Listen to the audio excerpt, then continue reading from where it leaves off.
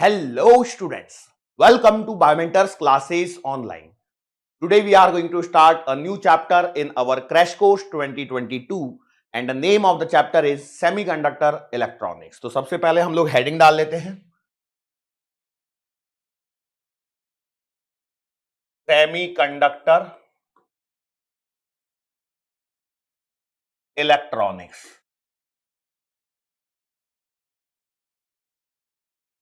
Material devices and circuits, उतना सब मैं नहीं लिख रहा हूं, समझ गए हैं आप लोग। ओके, तो शुरुआत कैसे करते हैं, पहले एनसीईआरटी उठाते हैं।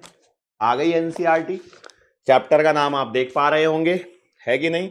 क्या है? Semiconductor electronics, material devices and circuits. ठीक है, सबसे पहले इसमें क्या दिया गया है? अगेन इंट्रोडक्शन पार्ट दिया गया है। उसके पश्चात classification of metal conductor and semiconductors दिया गया है।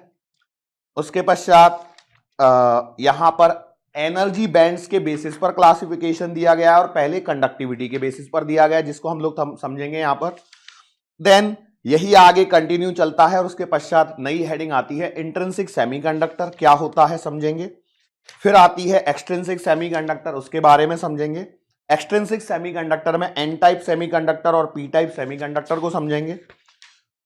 इनको समझने के पश्चात एक नई हेडिंग स्टार्ट होती है पीएन जंक्शन।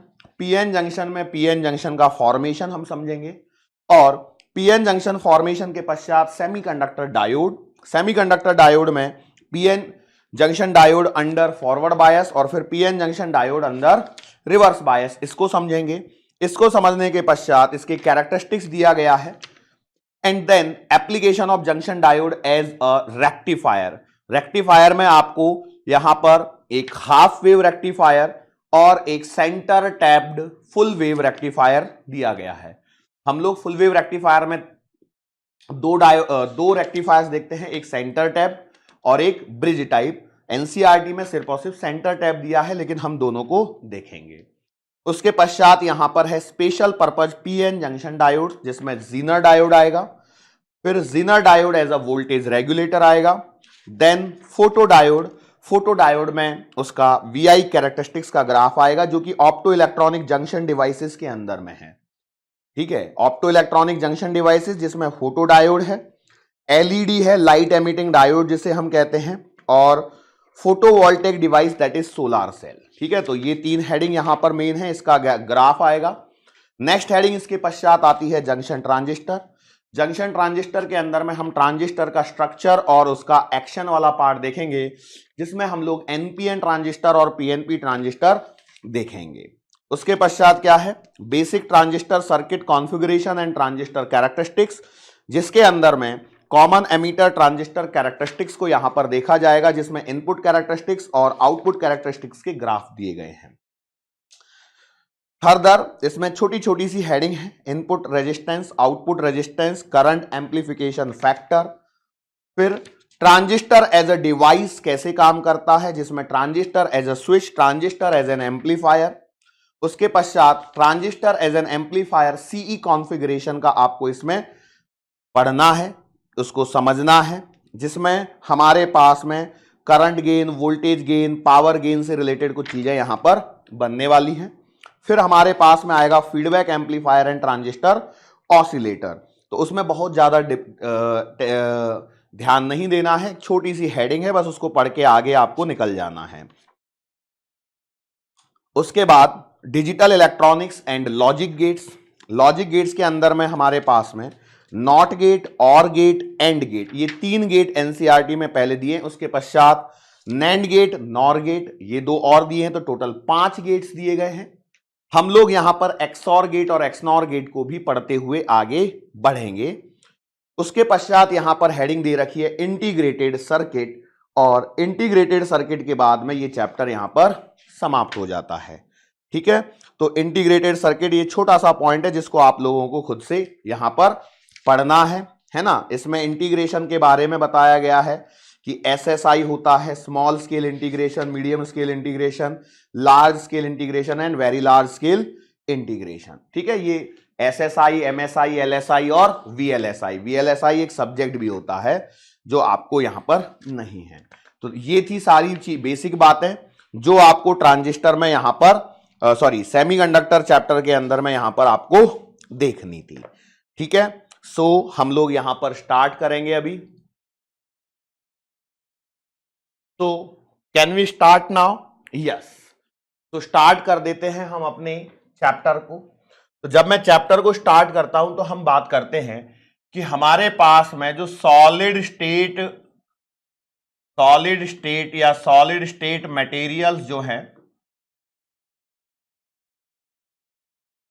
उनको हम लोग 3 पार्ट्स में डिवाइड करते हैं। एक होते हैं कंडक्टर्स। देखो ये जो क्लासिफिकेशन किया जा रहा है on the basis of conductivity किया जा रहा है। एक होते हैं इंसुलेटर्स, एक कौन से होते हैं? इंसुलेटर्स, और एक इनके बीच में होते हैं जो है आपके सेमीकंडक्टर्स। ठीक है, आपको एनसीईआरटी यहां पर पढ़नी है, आपको कंडक्टिविटी की जो रेंज है वो आपको ध्यान रखनी है। हमने ये क्लासिफिकेशन किया है on the basis of conductivity, on the basis of conductivity. क्या कंडक्टिविटी के बारे में मुझे और चर्चा करनी चाहिए? कंडक्टिविटी ये वर्ड है जो आप यहां पर पढ़ के आए हो करंट इलेक्ट्रिसिटी चैप्टर में, सिग्मा बराबर J upon E, where J is the current density, जिसे आप I upon A into E लिखते हो, और I अपॉन A E यहां पर लिखते हो। तो सिग्मा बराबर I मतलब आएगा NEAVD drift velocity upon A into E। तो सिग्मा जो आएगा A से A कटेगा तो ये आएगा NEVD अपॉन E। यहां पर ये VD अपॉन E जो है वो आपका बनाता है मोबिलिटी, दैट इज म्यू। ये सारा सब कुछ करंट इलेक्ट्रिसिटी का था। ठीक है, कोई प्रॉब्लम नहीं है। ओके, तो अब हम बात कर लेते हैं सिग्मा बराबर NE म्यू। तो यहां पर जो टर्मिनोलॉजीज मैंने लिखी है उनको एक बार मैं बता देता हूं। सिग्मा का मतलब होता है कंडक्टिविटी। कंडक्टिविटी किस चीज को बतलाती है? Ability to flow the current, ability of materials to pass the current, ये आपका सिग्मा या कंडक्टिविटी यहां पर कहलाती है। ठीक है, यहां पर J का मतलब होता है करंट डेंसिटी। J का मतलब क्या है? Current density. E क्या है यहां पर? E है आपका अप्लाइड इलेक्ट्रिक फील्ड, जो आप यहां पर अप्लाई करते हो किसी भी कंडक्टर के दो सिरों के अक्रॉस। यहां पर J का मतलब क्या लिखा गया है? I upon A। सो यहां I का मतलब है करंट, और करंट के बारे में हमें पता होना चाहिए। करंट क्या होता है? Rate of flow of charge होता है। यहां आगे जब हम लोग बढ़ते हैं तो N का मतलब होता है number of charge carriers per unit volume. फिर यहां पर और कौन बच रहा है? E का मतलब है चार्ज ऑफ इलेक्ट्रॉन। इसको मैं यहां लिखने के बजाय यहां लिख देता हूं। E बराबर क्या है? चार्ज ऑफ इलेक्ट्रॉन, क्योंकि इलेक्ट्रॉन और प्रोटॉन का चार्ज सेम होता है। फिर यहां पर आ जाता है VD जो है वो है आपकी ड्रिफ्ट वेलोसिटी, जिससे चार्जेस क्या करते हैं? ड्रिफ्ट करते हैं। और म्यू जो यहां पर लिखा गया है वो है मोबिलिटी। ठीक है, ये सारे वर्ड्स मैंने यहां पर बता दिए हैं। तो अब हम लोग अपने इस क्लासिफिकेशन को कंटिन्यू कर सकते हैं। ठीक है, तो on the basis of conductivity होती क्या है? जब यही नहीं पता तो क्या करेंगे? कंडक्टिविटी कहां पड़ी है? करंट इलेक्ट्रिसिटी में। सो वापस से हम लोगों को क्लासिफिकेशन करना पड़ेगा। तो यहां पर ये जो सॉलिड्स हैं इनको हमने पहला लिख दिया कंडक्टर्स, फिर इधर में लिख दिया इंसुलेटर्स, और बीच में क्या लिख दिया? इनके जो बीच में है वो हैं आपके सेमीकंडक्टर्स। ठीक है, यदि मैं बेसिक बात करूं तो कंडक्टर्स क्या होते हैं? The materials which allow the current to pass through them. The materials which allow the current to pass through them, अपने आप में से करंट को पास होने देते हैं। यदि ऐसा कर रहे हैं, इसका मतलब क्या होता है कि इनकी जो कंडक्टिविटी है वो क्या होती है, हाई होती है। इनकी कंडक्टिविटी क्या होती है, हाई होती है। और आपने एक वर्ड सुना होगा रेजिस्टिविटी, तो जाहिर सी बात है यदि कंडक्टिविटी हाई होगी तो इनकी जो रेजिस्टिविटी है वो क्या होती है, लो होती है। ठीक है, ये कंडक्टर्स है जिसके बारे में हमें इस चैप्टर में कोई डिस्कशन नहीं करना है। यहां हम बात करते हैं इंसुलेटर्स की। तो इंसुलेटर्स क्या होते हैं, the materials which do not allow the current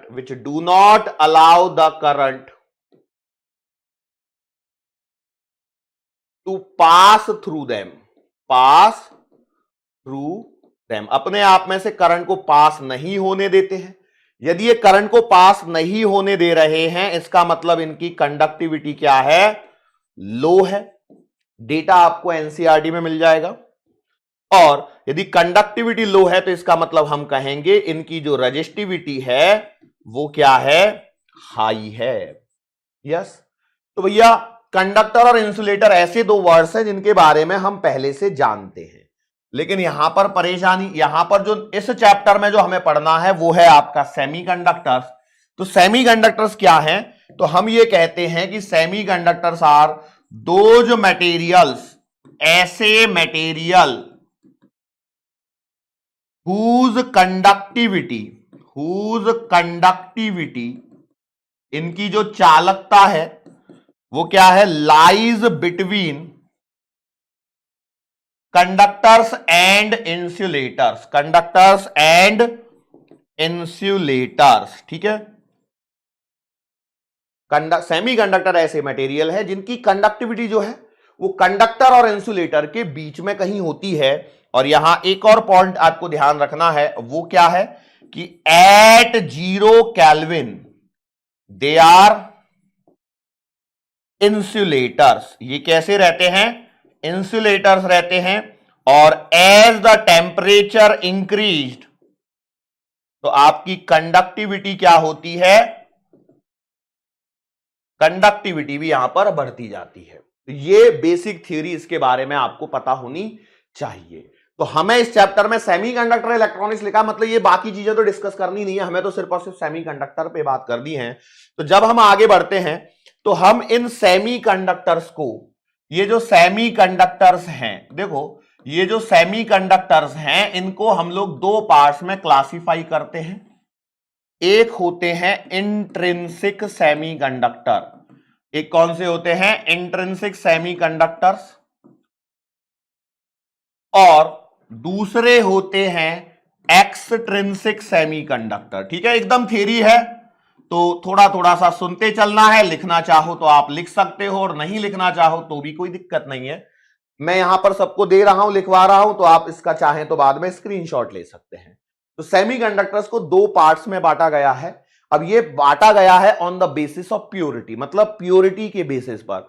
तो हम कहते हैं कि those semiconductors which are available in their pure most form, the semiconductor materials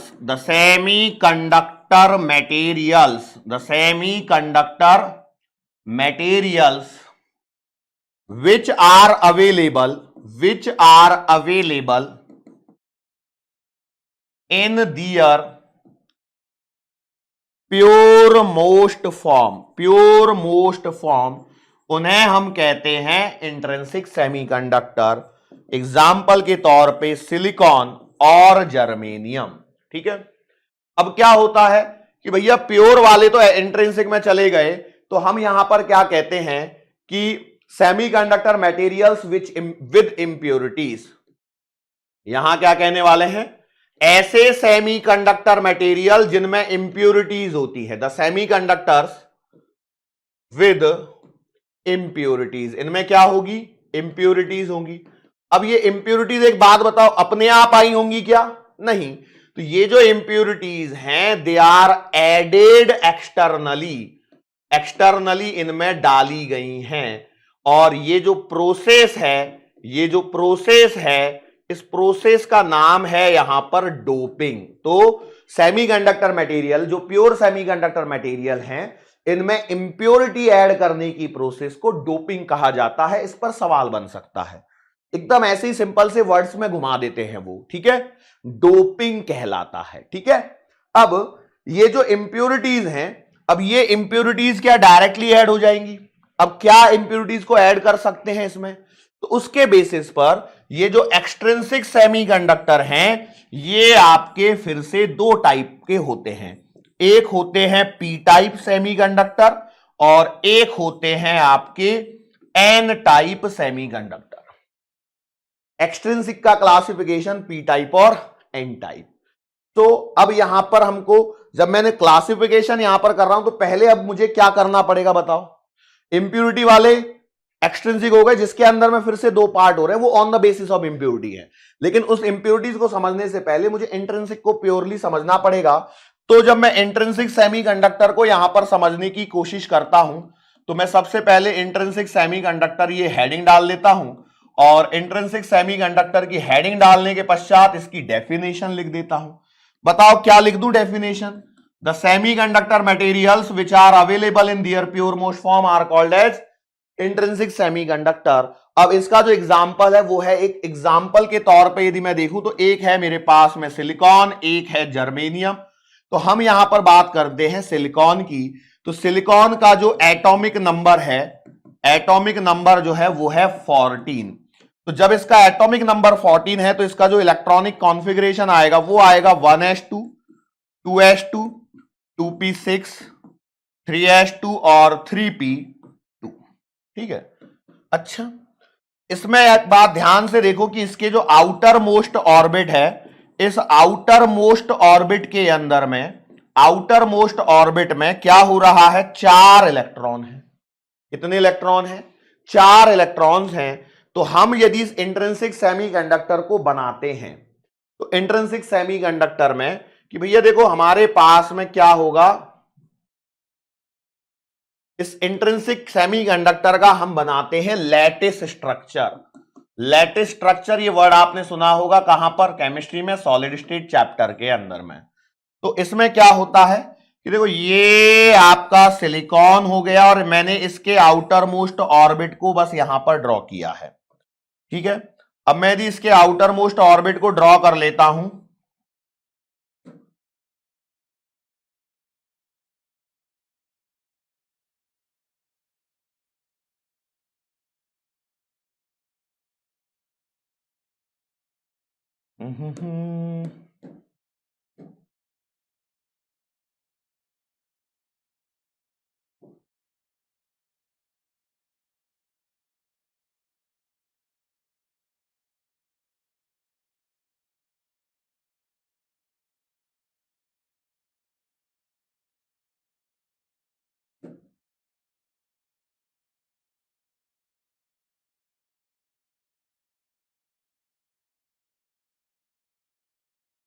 ठीक है ना?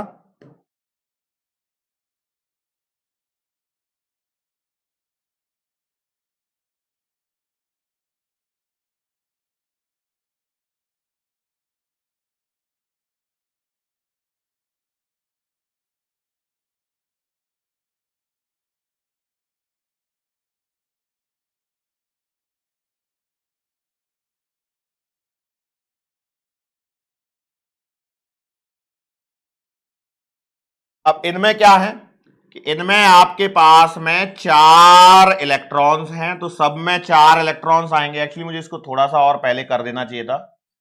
मतलब इसमें सिलिकॉन है, ये सब जगह क्या है? ये सिलिकॉन है, ये सिलिकॉन है, ये सिलिकॉन है। चलो कोई बात नहीं, अब इसमें बना दिया मैंने। तो इसमें सब में क्या है? आउटर मोस्ट ऑर्बिट में 4 इलेक्ट्रॉन है। तो ये 4 इलेक्ट्रॉन जब मैं यहां पर बनाता हूं, तो सबके नहीं बना रहा हूं, बस इस सेंटर वाले के आजू बाजू वाले बना रहा हूं, है ना?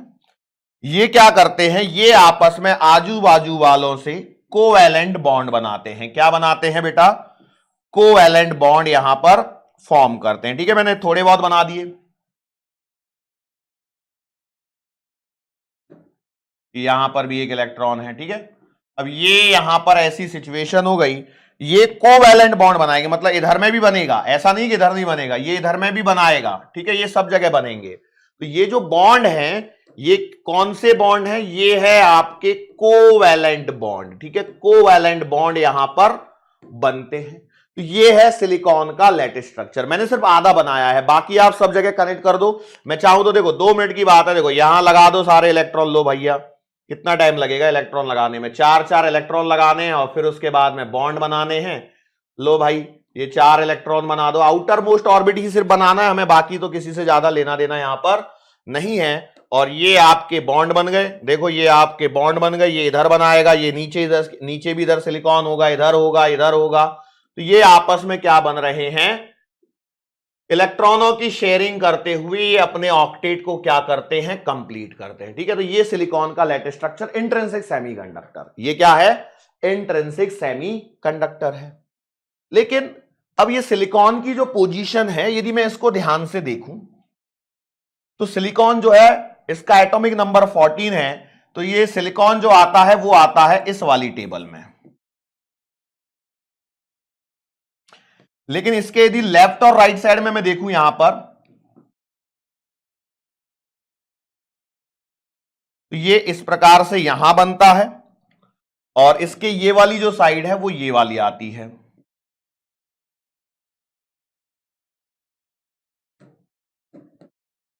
बराबर।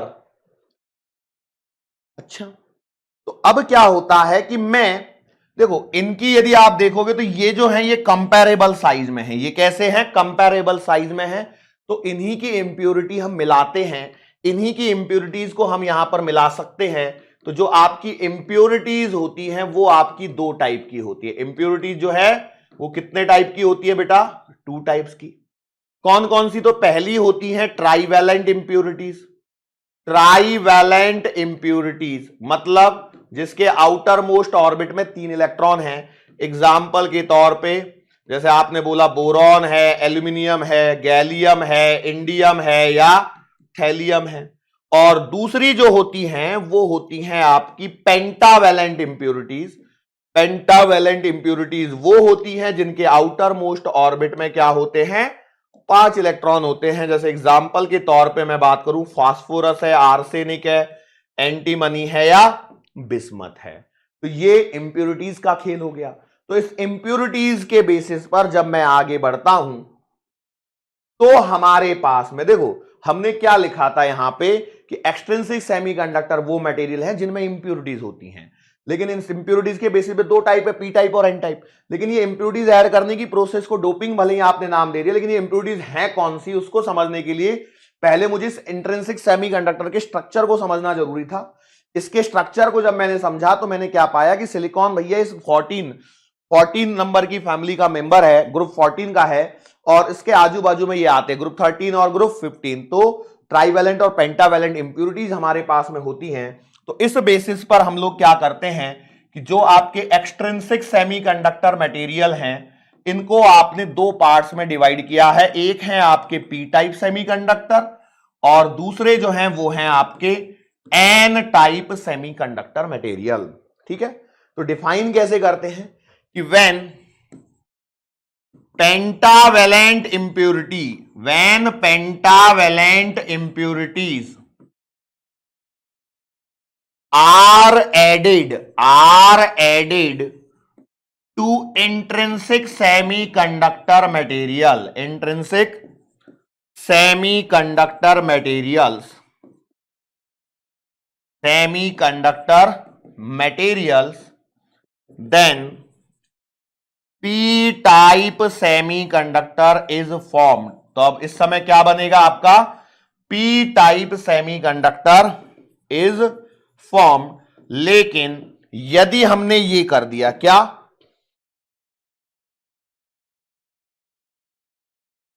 मैंने उल्टा लिख दिया इसमें,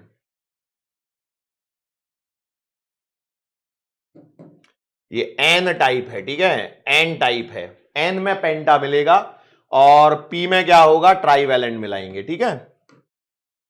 तो हम कहते हैं कि when trivalent impurities are added, when trivalent impurities are added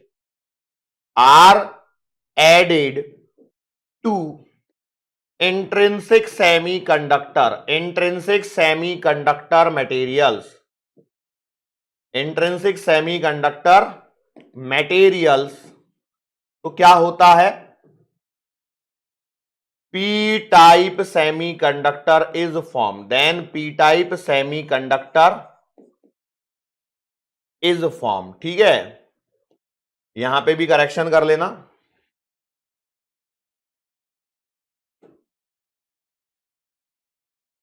okay, तो ये मैंने इनका फॉर्मेशन कर दिया. अब इसमें होता क्या है समझते हैं. पेंटावैलेंट का मतलब क्या है कि उसके आउटर मोस्ट ऑर्बिट में 5 इलेक्ट्रॉन है. पेंटावैलेंट का मतलब क्या है, अरे बाप रे बड़ी जल्दी टाइम निकल रहा है. पेंटावैलेंट का मतलब है कि इसके आउटर मोस्ट ऑर्बिट में 5 इलेक्ट्रॉन है, मतलब यहां पर इलेक्ट्रॉन क्या होंगे, एक्सिस में होंगे. ठीक है, इलेक्ट्रॉन एक्सिस में मतलब नेगेटिव चार्ज, तो यहां पर एन टाइप को ये रिलेट करते हुए आपको मिल जाएगा. और जब यहां पर ट्राईवैलेंट कह रहे हैं तो यहां पर 3 इलेक्ट्रॉन होंगे. अब 3 इलेक्ट्रॉन होंगे मतलब यहां पर इलेक्ट्रॉन की क्या होगी, डेफिशिएंसी होगी. अब डेफिशिएंसी या एक्सेस किसके बेसिस पर बात हो रही है, तो 4 की तुलना में 5 ज्यादा है और 4 की तुलना में 3 कम है, तो 3 इलेक्ट्रॉन मतलब डेफिशिएंसी और 5 इलेक्ट्रॉन मतलब एक्सेस ज्यादा हो गया. ठीक है, तो ये यहां पर एक क्लासिफिकेशन है जिसको मैंने यहां पर आपको अभी बताया है. ठीक है, लेकिन इसके अलावा भी सेमीकंडक्टर्स का क्लासिफिकेशन पॉसिबल है. इसके अलावा भी सेमीकंडक्टर का क्लासिफिकेशन पॉसिबल है. तो सेमीकंडक्टर्स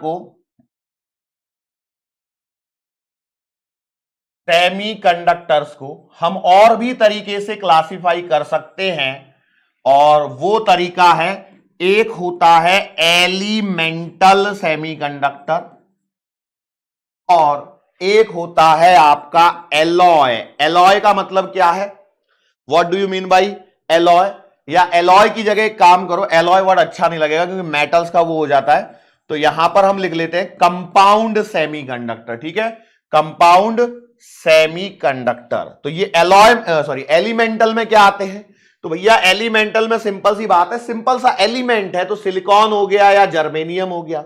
लेकिन कंपाउंड में मतलब क्या है कि जब आप 2 सेमीकंडक्टर मटेरियल्स को मिला दो या किसी के कॉम्बिनेशन से जब आप बनाओगे तो उन्हें कहा जाएगा कंपाउंड सेमीकंडक्टर. अब इसमें क्या होता है कि कंपाउंड में आगे फिर से 3 टाइप होते हैं. 3 टाइप कौन कौन से होते हैं, तो एक होता है इनऑर्गेनिक, एक होता है इनऑर्गेनिक, दूसरा होता है ऑर्गेनिक, और तीसरा जो होता है वो होता है ऑर्गेनिक पॉलीमर्स. ठीक है, ये क्या है, इसका क्लासिफिकेशन है. ये 3 टाइप के कंपाउंड सेमीकंडक्टर रहेंगे. अब जैसे आपके यहां पर एग्जाम्पल की यदि मैं बात करूं तो इनऑर्गेनिक में जो मैं एग्जाम्पल लूंगा वो लूंगा जैसे कैडमियम सल्फाइड है या गैलियम आर्सेनाइड है एटसेट्रा. ऑर्गेनिक में यदि मैं बात करता हूं तो जैसे एंथ्रासीन है. अब ये आपको एनसीईआरटी से नाम निकालने पड़ेंगे बेटा. और जो ऑर्गेनिक पॉलीमर्स आते हैं उसमें आता है पॉलीएनिलीन. क्या आता है, पॉलीमर्स है तो पॉली और एनिलीन. तो ये एग्जांपल्स आपको एक बार देखने पड़ेंगे. तो ये भी एक तरह का क्या है, यहां पर क्लासिफिकेशन निकल के आता है. इस पर सीधा सीधा सवाल यहां पर बनाया जा सकता है कि which of the following is inorganic semiconductor या which of the following is semiconductor. पता लगा ऐसे एग्जांपल दे दिए और आपने नाम ही नहीं सुने कभी, तो ऐसा नहीं करना है, बस इतना यहां पर ध्यान रखना है. ठीक है, एनसीईआरटी में ये सारी चीजें दी गई हैं, तो एनसीईआरटी से इसको हम लोगों को जरूर पढ़ना है. ठीक है, कोई दिक्कत वाली बात. ओके, अब हमको एक और क्लासिफिकेशन करना है, वो है कौन सा, on the basis of energy bands. Energy bands के बेसिस पर भी क्लासिफिकेशन आपको यहां पर करना है. किनका, सेमीकंडक्टर मटेरियल्स का. अच्छा, तो जब हम यहां पर करते हैं क्लासिफिकेशन तो यहां पर एनर्जी बैंड डायग्राम यहां पर आता है. एनर्जी बैंड डायग्राम यहां पर बनता है. अब एनर्जी बैंड डायग्राम को बस बना लें तो हमारा काम हो जाएगा. वो है, एक है कंडक्टर्स के लिए, एक है यहां पर आपका सेमीकंडक्टर्स के लिए, और एक आपका बनेगा किसके लिए, इंसुलेटर्स के लिए। ठीक है, अब देखो ये एनर्जी बैंड जो होते हैं वो क्या है, एक एनर्जी का रिप्रेजेंटेशन होता है। किसी भी मटेरियल के अंदर में जो इलेक्ट्रॉन्स होते हैं उसमें कुछ इलेक्ट्रॉन्स ऐसे होते हैं जिन्हें हम वैलेंस इलेक्ट्रॉन्स कहते हैं, और कुछ इलेक्ट्रॉन्स ऐसे होते हैं जिन्हें हम कंडक्शन इलेक्ट्रॉन कहते हैं। तो एनर्जी का जो लेवल जो वैलेंस इलेक्ट्रॉनों से रिलेटेड है उसे वैलेंस बैंड कहते हैं, और जो इलेक्ट्रॉनों का लेवल कंडक्शन से रिलेटेड है उसे कंडक्शन बैंड कहते हैं। अब यहां पर क्या होता है कि जैसे कंडक्टर्स की यदि मैं बात करूं तो कंडक्टर्स के अंदर में क्या होता है, जैसे ये है, हमने मान के चलो ये बना दिया कंडक्शन बैंड। ठीक है, ये कंडक्शन बैंड बना दिया ग्रीन कलर से, और मैं यहां पर बना देता हूं एक वैलेंस बैंड। तो भैया वैलेंस बैंड को देखो मैं यहां से ऐसे बना रहा हूं, कंडक्शन बैंड को मैंने मान लो ग्रीन से बनाया है, तो ग्रीन कलर में मैंने ये लाइंस ऐसे ड्रॉ कर दी हॉरिजॉन्टल, जो आपके किसको बता रहे हैं, यहां पर ये बतला रहे हैं आपके कंडक्शन बैंड के बारे में। तो ग्रीन कलर किसको बता रहा है, सॉरी हाँ, कंडक्शन बैंड के बारे में बतला रहा है। और ये जो पिंक कलर है, तो पिंक कलर को मैंने वर्टिकल लाइन से ड्रॉ कर दिया। ठीक है, ये किसको बतला रहा है, वैलेंस बैंड को यहां पर बतला रहा है। इस पर भी सवाल बनाया जा सकता है यदि एग्जामिनर चाहे तो इसमें क्या होता है, कंडक्टर्स में इलेक्ट्रॉन जो है वो वैलेंस बैंड से कंडक्शन बैंड में इजीली चले जाते हैं, और इजीली चले जाने के कारण यहां पर चार्जेस फ्लो हो सकते हैं और करंट पास होता है। लेकिन जब मैं सेमीकंडक्टर की बात करता हूं तो देखो इसी लेवल पे मान के चलो मैंने ये बना दिया कंडक्शन बैंड आपका, इसको हॉरिजॉन्टल लाइन से मैंने रिप्रेजेंट कर दिया, और नीचे हम बना लेते हैं वैलेंस बैंड।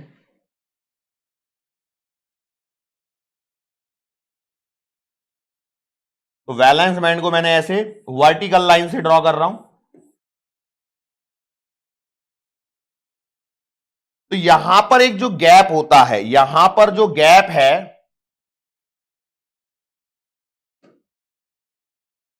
इस गैप को नाम दिया जाता है Eg। ये जो है लगभग लगभग 1 इलेक्ट्रॉन वोल्ट के ऑर्डर का रहता है।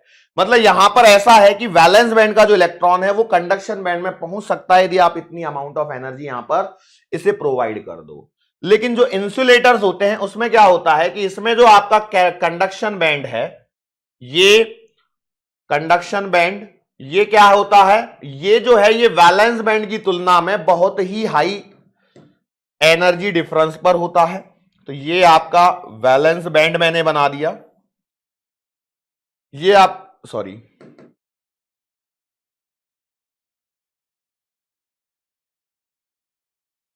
यहां जो एनर्जी गैप है ये आपका 3 इलेक्ट्रॉन वोल्ट से बढ़ाया, कई बार आपको 5 इलेक्ट्रॉन वोल्ट वगैरह भी लिखा हुआ मिल जाएगा। तो यहां एनर्जी डिफरेंस ज्यादा होता है, तो इलेक्ट्रॉनों का वैलेंस बैंड से कंडक्शन बैंड में इजीली ट्रांसफर नहीं हो पाता है, और इजीली ट्रांसफर नहीं हो पाता है तो इसलिए यहां पर कंडक्टिविटी लो रहती है। ये एक और यहां पर मटेरियल्स का क्लासिफिकेशन है जो कंडक्टर, सेमीकंडक्टर और इंसुलेटर के लिए काम में आता है।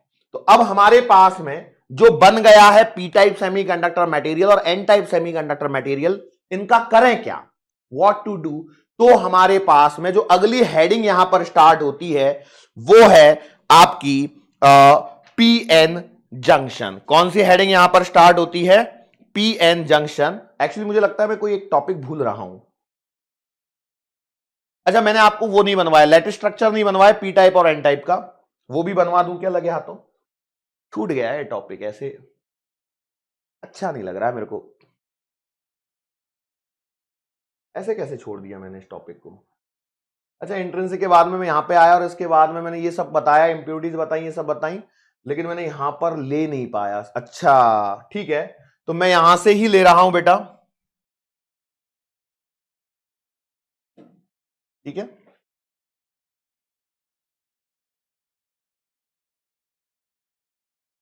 Lattice structure of P type, ठीक है। तो पी टाइप में आपने किसकी इंप्योरिटी मिलाई है, ट्राइवेलेंट। तो देखो क्या होता है कि जैसे हमारे पास में यहां पर है सिलिकॉन और इसके आउटर मोस्ट में 4 इलेक्ट्रॉन थे या नहीं थे? बिल्कुल थे भैया, ऐसा थोड़ी है कि नहीं होंगे, बिल्कुल होंगे। लेकिन हमने इसमें क्या कर दिया, ट्राईवैलेंट इंप्योरिटी मिला दी, फॉर एन एग्जांपल एल्यूमिनियम। लेकिन आजू बाजू में तो आपका सिलिकॉन ही रहेगा, वो थोड़ी कहीं हट जाएगा कि वो भी हट जाएगा, नहीं वो तो नहीं हटेगा, ये आपका अपनी जगह रहेगा। तो ऐसे ही ऊपर में भी आपका कौन है, सिलिकॉन है, यहां पर भी आपका ऊपर में कौन है, सिलिकॉन है, यहां पर भी आपका ऊपर में कौन है, सिलिकॉन है, सब जगह पर सिलिकॉन है। लेकिन हमने सिर्फ और सिर्फ उसी एटम को कंसीडर किया है जिसको हम लोगों को यहां पर इंप्यूरिटी मिलानी है, वो सेंटर में डाल दिया। अब देखो हमने क्या बोला कि इस एल्यूमिनियम की यदि मैं बात करता हूं तो इस एल्यूमिनियम के पास में कितने इलेक्ट्रॉन रहेंगे, 3। लेकिन ये जो आजू बाजू वाले जो सिलिकॉन हैं, इन सब के पास कितने इलेक्ट्रॉन रहेंगे, इनके पास में आपके 4 इलेक्ट्रॉन एज इट इज रहने वाले हैं। रहेंगे या नहीं रहेंगे? आपने बोला बात तो सही है। अब यहां पर क्या होता है कि जब ये बैंड बनाने की कोशिश करता है, कोवैलेंट बॉन्ड बनाने की, तो ये तो बन जाता है, ये भी बन गया, ये भी बन गया, लेकिन ये यहां पर बॉन्ड नहीं बन पाता है, यहां एक वैकेंसी क्रिएट हो जाती है। किसमें? पी टाइप में। किसमें? पी टाइप में। ये जो वैकेंसी क्रिएट हुई है इसे नाम दिया गया है होल। तो जो होल है इसे हमने ऐसे बड़े सर्कल से रिप्रेजेंट किया। इसमें बेसिकली इसे हम पॉजिटिव चार्ज कैरियर मानते हैं। इसे क्या मानते हैं बेटा? पॉजिटिव चार्ज कैरियर मानते हैं। एक बात समझो क्यों ऐसा हो रहा है। होल का मतलब क्या है? Absence of electron. Absence of electron, और एब्सेंस ऑफ इलेक्ट्रॉन मतलब हम कहेंगे absence of negative charge. Absence of negative, absence of negative मतलब हम उसे पॉजिटिव मान लेते हैं, और जब पॉजिटिव मानते हैं तो जो होल है इसका जो चार्ज है वो प्लस ई के बराबर माना जाता है। ये हमने पी टाइप के बारे में यहां पर डिस्कशन किया। आगे जो में है यहां पर हम बात कर लेते हैं lattice structure of N type. उसको भी लगे हाथों यहां पर फिनिश करते हैं। तो एन टाइप में क्या हो रहा है? तो आप कहोगे सर जी एन टाइप में हमने पेंटावैलेंट इंप्योरिटी मिलाई है। तो पेंटावैलेंट इंप्योरिटी मिलाई है, तो पेंटावैलेंट का एक एग्जांपल देखो कौन सा मिला सकते हैं। जैसे मान लो फॉस्फोरस। तो आपने क्या किया कि भैया देखो ये तो डैरा फॉस्फोरस और ये इसका ये रहा, लेकिन इसके सराउंडिंग में जब आप जाकर के देखोगे तो यहां तो आपको सभी जगह पर कौन मिलने वाले हैं? सिलिकॉन के ही एटम्स मिलेंगे। तो होगा या नहीं होगा ऐसा? बिल्कुल ऐसा ही होगा। आजू बाजू में कौन है? आजू बाजू में आपका सिलिकॉन ही है जिसके पास में 4 इलेक्ट्रॉन्स थे। लेकिन हमने सिर्फ एक वो सेक्शन उठाया है जहां पर एक फॉस्फोरस के आजू बाजू में सिलिकॉन के एटम्स हैं। अच्छा, इसमें जब मैं इलेक्ट्रॉन्स भरूंगा तो देखो सिलिकॉन में क्या हो, सॉरी फॉस्फोरस में क्या होगा कि 5 इलेक्ट्रॉन होंगे। होंगे क्या नहीं होंगे? लेकिन उसके सराउंडिंग में जो सिलिकॉन है उन सब के पास कितने इलेक्ट्रॉन है भैया? उन सभी के पास में तो 4 इलेक्ट्रॉन्स हैं। है या नहीं? बिल्कुल सही बात है, इन सारे सिलिकॉन के पास में 4 इलेक्ट्रॉन्स हैं। अच्छा, अब हो क्या रहा है यहां पर जब बॉन्ड बनेगा तो देखो इन्होंने तो बॉन्ड इजीली बना दिया, इसने भी बॉन्ड इजीली बना दिया, इसने बॉन्ड बना लिया, इसने बॉन्ड बना लिया, सब जगह बॉन्ड बनेंगे। लेकिन ये जो है ये एक एक्स्ट्रा इलेक्ट्रॉन है जो आपका फ्री इलेक्ट्रॉन है। ये फ्री इलेक्ट्रॉन जो है ये इस पूरे लैटिस स्ट्रक्चर में घूमता है। तो हम ये कहते हैं यहां पर कि एन टाइप सेमीकंडक्टर के अंदर में फ्री इलेक्ट्रॉन्स ज्यादा संख्या में प्रेजेंट रहेंगे। क्लियर? तो इन फ्री इलेक्ट्रॉनों को यहां पर मेजॉरिटी चार्ज कैरियर नाम दिया जाता है। क्या नाम दिया जाता है? Majority charge carriers. क्या बात कर रहे हो? तो एन टाइप में majority charge carrier free electron है। तो सर यहां तो आपने बताया नहीं, यहां पर भी, तो यहां पर बताओ यहां क्या होंगे? होल्स को मेजॉरिटी चार्ज कैरियर कहा जाएगा। जबकि एन टाइप में फ्री इलेक्ट्रॉनों को मेजॉरिटी चार्ज कैरियर्स कहा जाएगा। इतना आपको ध्यान रखना है, ठीक है। चलो इतना ध्यान में आ गया तो अब हम आगे बढ़ सकते हैं और नई हेडिंग डाल सकते हैं और वो है पीएन जंक्शन। ये पीएन जंक्शन क्या है? देखो, जब आप एक पी टाइप सेमीकंडक्टर मटेरियल को एक एन टाइप सेमीकंडक्टर मटेरियल के साथ में ज्वाइन करते हो, रियलिटी ऐसी नहीं होती है। रियलिटी में क्या करते हैं हम, पहले या तो पी टाइप का सबस्ट्रेट बनाते हैं या एन टाइप का सबस्ट्रेट बनाते हैं और उसमें फिर इंप्योरिटी ऐड करते हैं। मतलब जैसे पी टाइप बना लिया तो उसमें हम पेंटावैलेंट इंप्योरिटी ऐड करेंगे तो एक ही स्लैब के अंदर में पी और एन बनता है। ये रियलिटी है। तो हम लिखते समय लिखते हैं कि when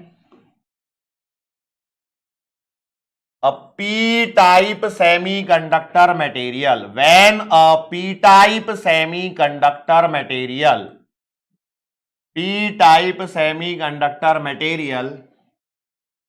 is suitably joined together, लिखते समय ऐसे लिखते हैं together, then pn junction is formed, pn junction is form. तो यहां पर एक जंक्शन बनता है जिसका नाम है पीएन जंक्शन।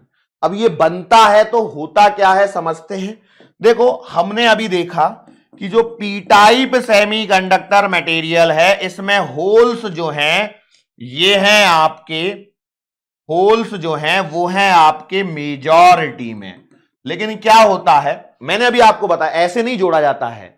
होता क्या है कि पहले या तो पी सबस्ट्रेट बना लिया जाता है, फिर उसके बाद में और इंप्योरिटी ऐड करी जाती है तो एक ही स्लैब के अंदर में बनता है। तो उस केस में क्या हो जाता है, यहां पर कुछ फ्री इलेक्ट्रॉन्स भी आ जाते हैं जो कि माइनॉरिटी में रहते हैं, ठीक है। और दूसरा हमारे पास में एक एन टाइप है, तो इस एन टाइप वाली जो साइड रहती है उसमें क्या होता है कि जो फ्री इलेक्ट्रॉन्स हैं वो आपके मेजॉरिटी में रहते हैं और जो होल्स हैं, कुछ होल्स यहां पर भी रह जाते हैं लेकिन वो कैसे रह जाते हैं, माइनॉरिटी में। मैंने आपको बताया कि ये लिखते समय ऐसे लिख रहे हैं, वास्तविकता ऐसी है ही नहीं। वास्तविकता में तो पहले आप पी टाइप या एन टाइप का एक सबस्ट्रेट बना रहे हो, जनरली एन टाइप, और उसके बाद में एन टाइप सबस्ट्रेट बनाने के लिए क्या किया, इंट्रिंसिक में आपने ट्राइवैलेंट इंप्योरिटी ऐड कर दी। तो अब आपका जो मटेरियल बना है ट्राइवैलेंट इंप्योरिटी ऐड करने पर वो आपका पी टाइप का सबस्ट्रेट बन गया। लेकिन आप यदि ऐसा करो कि पहले पेंटावैलेंट इंप्योरिटी बना दो, मिला दो इंट्रिंसिक में, तो आपका एन टाइप का सबस्ट्रेट बन जाएगा। अब माना कि मेरे पास में कोई एन टाइप सबस्ट्रेट अवेलेबल है, तो अब यदि मैं उसमें ट्राइवैलेंट इंप्योरिटी ऐड कर दूंगा तो क्या हो जाएगा कि वहां पर एक साइड में पी टाइप सबस्ट्रेट और एक साइड में एन टाइप सबस्ट्रेट यहां पर बनने लगेगा एक ही बॉक्स के अंदर में। सबस्ट्रेट मतलब एक स्लैब मान लो, क्या मान लो, एक स्लैब मान लो। ये पूरी प्रोसेस वेपर्स से करी जाती है, ठीक है, वेपर्स के फॉर्म में करी जाती है। तो अब हमको इनको जोड़ना है, तो हमने क्या बोला, देखो भैया ये है आपका एक पी टाइप का स्लैब और इसमें हमारे पास में साथ में हमने जोड़ दिया है एन टाइप का स्लैब, ठीक है। हमने मान लिया, देखो ये यहां से लाइन डिवीजन कर दी, ये साइड है पी साइड और ये वाली साइड है एन साइड। तो छोटी बड़ी दिख रही है, कोई फर्क नहीं पड़ता। अब यहां पर क्या होता है कि भैया पी में होल्स है, पी में क्या है, होल्स हैं जो चल सकते हैं। तो जब होल चलेगा तो वो पीछे की साइड में क्या करेगा, एक इमोबाइल आयन को छोड़ेगा। जब होल चलेंगे, चूंकि होल चल सकते हैं तो उसके करस्पॉन्डिंग में हम क्या करते हैं, हम पीछे की साइड में एक इमोबाइल आयन और कंसीडर करते हैं, जिसको मैं यहां पर अभी ड्रॉ कर रहा हूं। तो ये अंदर का स्ट्रक्चर है बेटा। देखो क्या हो रहा है कि जो पी साइड है उसमें नेगेटिव इमोबाइल आयंस हैं। इसमें क्या है, ये नेगेटिव इमोबाइल आयंस हैं और यहां पर आपके पॉजिटिव इमोबाइल आयंस हैं, ठीक है, ये हैं। सर ये क्या लिख रहे हो, मैं बताता हूं, थोड़ी देर रुको तो सही। एन साइड में कौन है, तो होल्स हैं बेटा। देखो इसमें क्या है, होल्स हैं। इस पे नहीं है क्या, है, रुक जाओ। और यहां पर क्या है, फ्री इलेक्ट्रॉन है। क्योंकि देखो ओवरऑल कभी भी यदि आप किसी मटेरियल की बात करते हो तो वो जनरली कैसा रहता है, न्यूट्रल ही रहता है। अब हमने क्या किया, देखो यहां होल्स, यहां होल्स, यहां होल्स, यहां फ्री इलेक्ट्रॉन, यहां फ्री इलेक्ट्रॉन और यहां पर फ्री इलेक्ट्रॉन बना दिए। एक मिनट रुक जाओ, थोड़ा सा डायग्राम नहीं तो फिर बार मिटाना पड़ जाएगा, इसलिए कर रहा हूं। देखो क्या होता है, होल, देखो यहां लिखा है, ये क्या है, होल, ये क्या है, पॉजिटिव मोबाइल, या मोबाइल की लगे लिखो पॉजिटिव चार्ज कैरियर, कैरियर है मतलब ये चल सकता है। फिर हमने एक चीज और बनाई है ऐसे, ये है आपका फ्री इलेक्ट्रॉन जो क्या है, नेगेटिव चार्ज कैरियर, ठीक है। फिर हमने बनाया है यहां पर प्लस में ऐसा, ये क्या है, पॉजिटिव इमोबाइल, इमोबाइल का मतलब क्या है, ये चल नहीं सकता। और यहां पर है आपका नेगेटिव वाला, इसे हमने नाम दिया है negative immobile ion.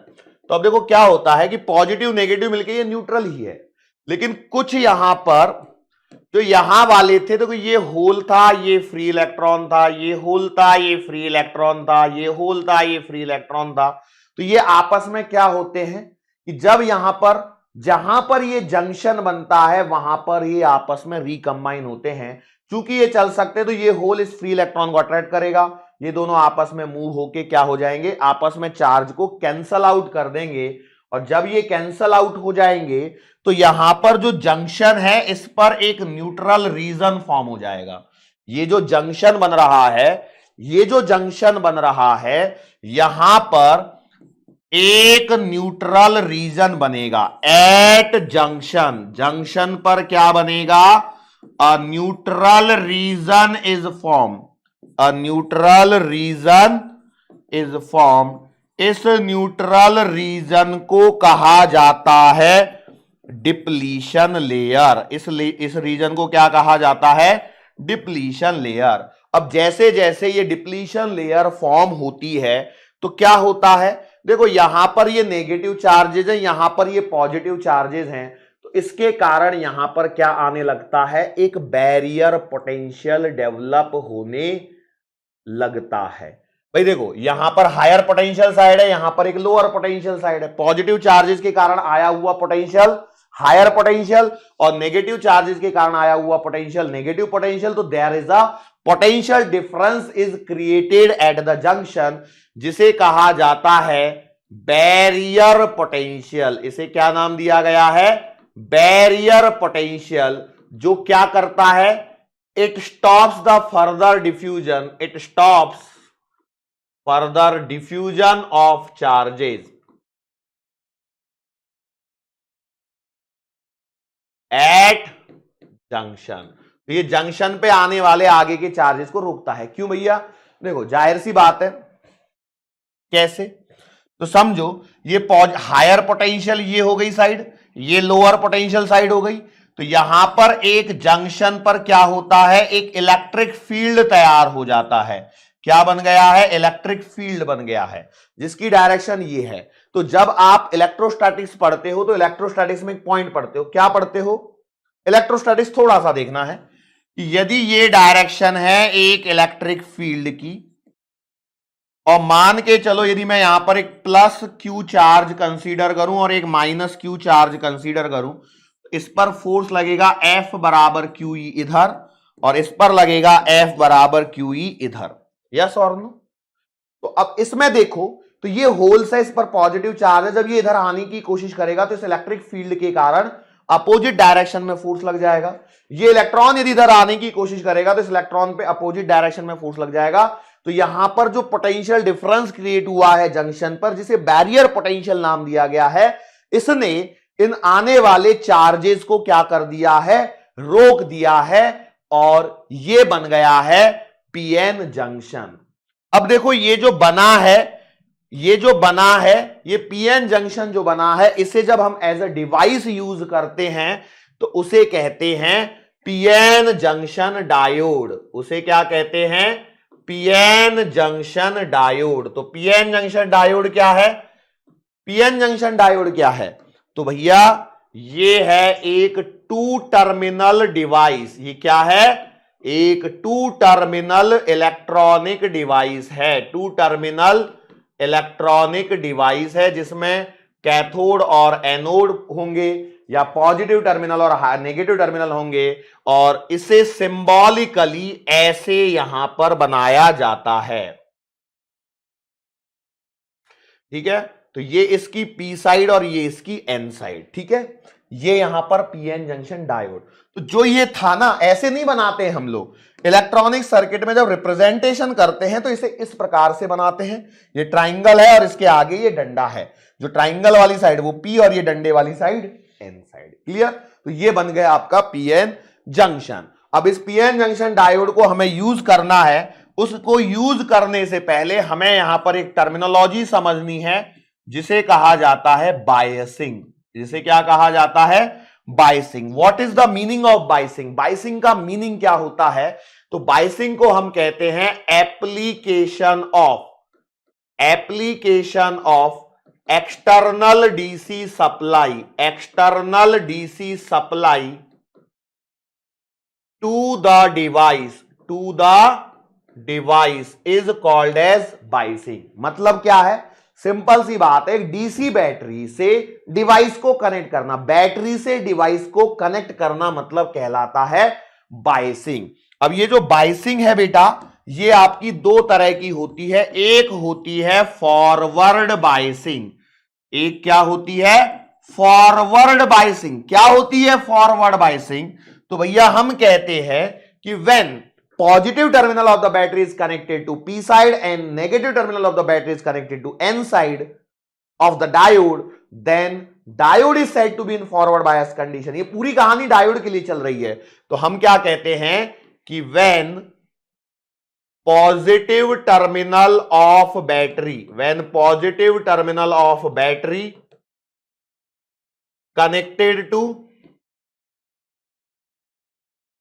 connected to P side and negative terminal of battery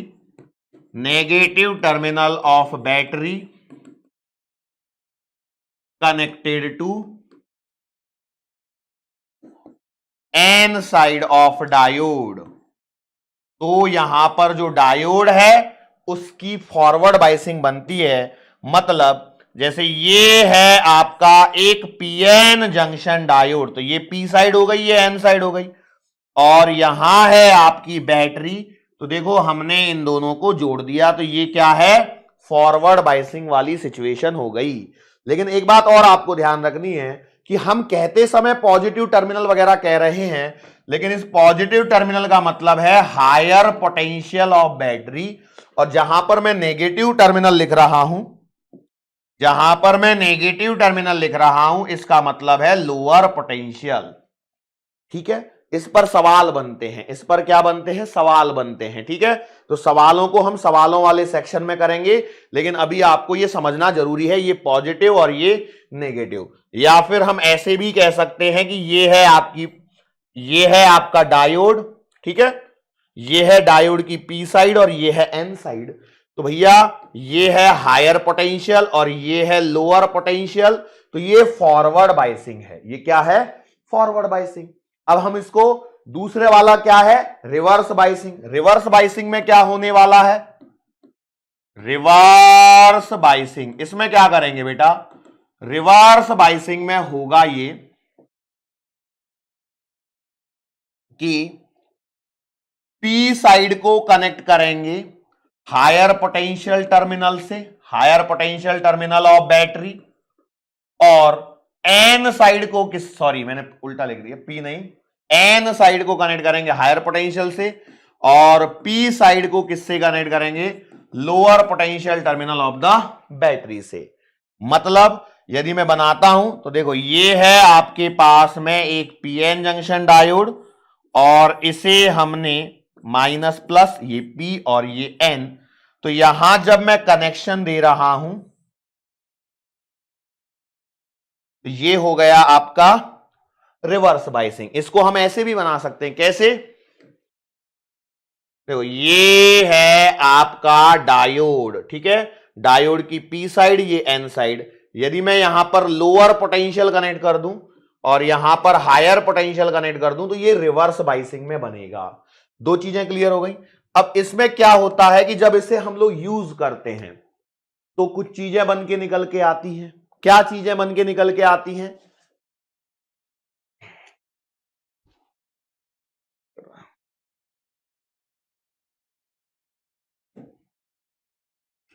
देखो फॉरवर्ड बाइसिंग में क्या होता है और नेगेटिव रिवर्स बाइसिंग में क्या होता है उसे हमको समझना है।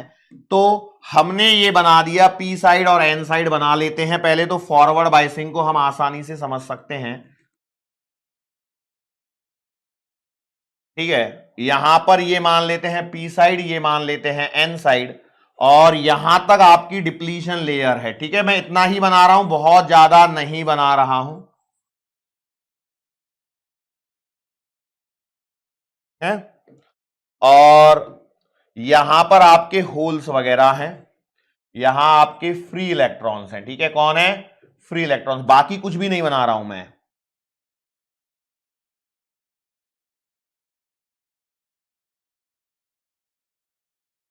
और इसे हमने ऐसे कनेक्ट कर दिया, ठीक है। तो जैसे ही कनेक्ट करोगे तो क्या होगा? होगा क्या बताओ? होगा ये कि यहां से पॉजिटिव चार्ज निकल के यहां पहुंचेगा, ये पॉजिटिव चार्ज इसको आगे धकेलेगा। यहां से नेगेटिव चार्ज आएगा तो यहां से नेगेटिव चार्ज इसे आगे धकेलेगा, बराबर। लेकिन यहां पर जो बैरियर पोटेंशियल है ये क्या करेगा? ये इसे आने से रोकेगा और इधर से इसे आने से रोकेगा। लेकिन जो बैटरी लगाते हैं इसकी ताकत, इसकी जो स्ट्रेंथ है या इसका जो पोटेंशियल है वो क्या होगा? इससे ज्यादा होगा। तो ये इन आने वाले जो अवरोध है उसे क्रॉस करा के इनको यहां पर जंप करा देगा। नहीं समझ में आया? मैंने क्या कहा? Positive charges from the positive terminal of the battery reach at P side and negative charges from the negative terminal of the battery reach at N side. Now, the holes present inside the P side are pushed towards the junction from the positive charges reaching at P side, and free electrons present in the N side are pushed towards the junction by the negative charges reaches at N side from the negative terminal of the battery. तो भैया holes भी junction की तरफ push हो रहे हैं और free electrons भी जंक्शन की तरफ पुल हो रहे हैं, लेकिन ये बैरियर पोटेंशियल इन्हें रोकने का काम कर रहा है। लेकिन इसकी ताकत इसकी सामने क्या है? कम। तो जिसकी ताकत ज्यादा वो जीतेगा। तो ये क्या कर देंगे? अल्टीमेटली इसको खत्म कर देंगे और इन होल्स को क्या करेंगे? इन होल्स को और इन इलेक्ट्रॉनों को क्या करेंगे? जंक्शन यहां पर क्रॉस करवा देंगे। और चूंकि यहां पर चार्जेस फ्लो हो गए तो हम कहते हैं कि फॉरवर्ड बायस कंडीशन में आपका डायोड जो है उसमें से करंट फ्लो होता है। तो हम लिखते हैं कि in forward bias condition current flows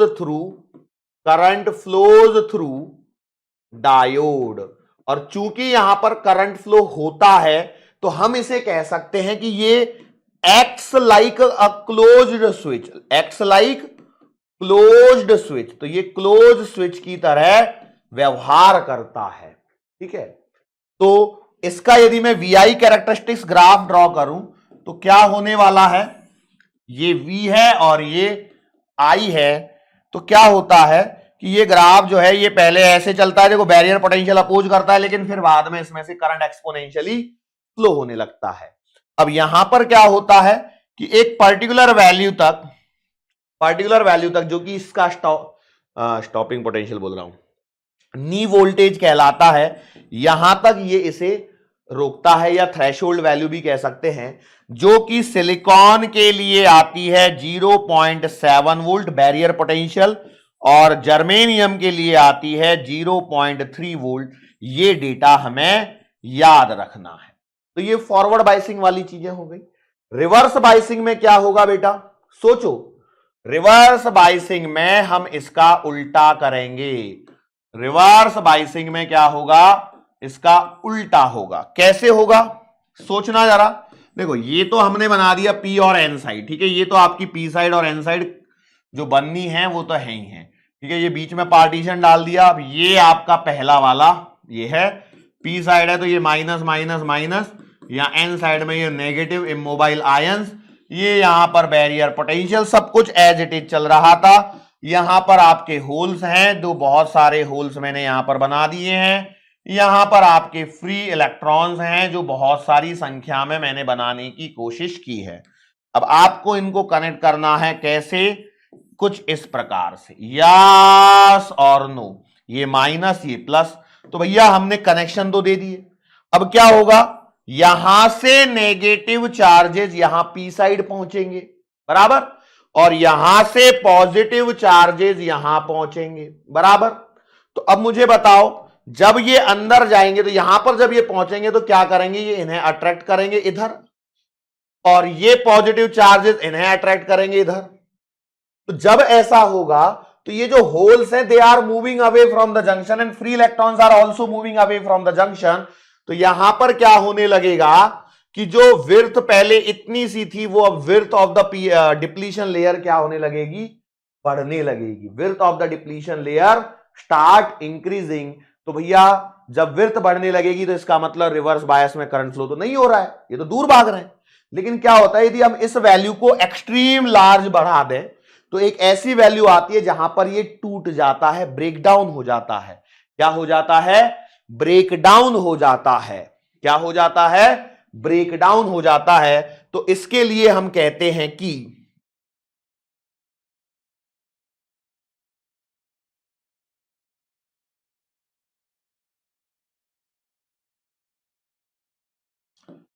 negative और जब ये ब्रेकडाउन होता है तो लार्ज अमाउंट में एक रिवर्स बायस, रिवर्स डायरेक्शन में करंट फ्लो होने लगता है। तो ये है रिवर्स बायस के कैरेक्टरिस्टिक्स। देखो ये एकदम नी जैसा स्ट्रक्चर बनता है। वीबी क्या है, ब्रेकडाउन वोल्टेज, जहां पे डायोड क्या हो रहा है, ब्रेकडाउन। तो आपको याद क्या रखना है कि in reverse bias current does not flow through diode, does not flow through diode. ये ऑर्डिनरी कंडीशन की बात है बेटा। और इट एक्ट्स लाइक, कैसा बिहेव करता है, ओपन स्विच, जैसा ओपन स्विच होता है उसकी तरह ये बिहेव करता है, जिसको आगे हम लोगों को यूज करना है। Is it clear.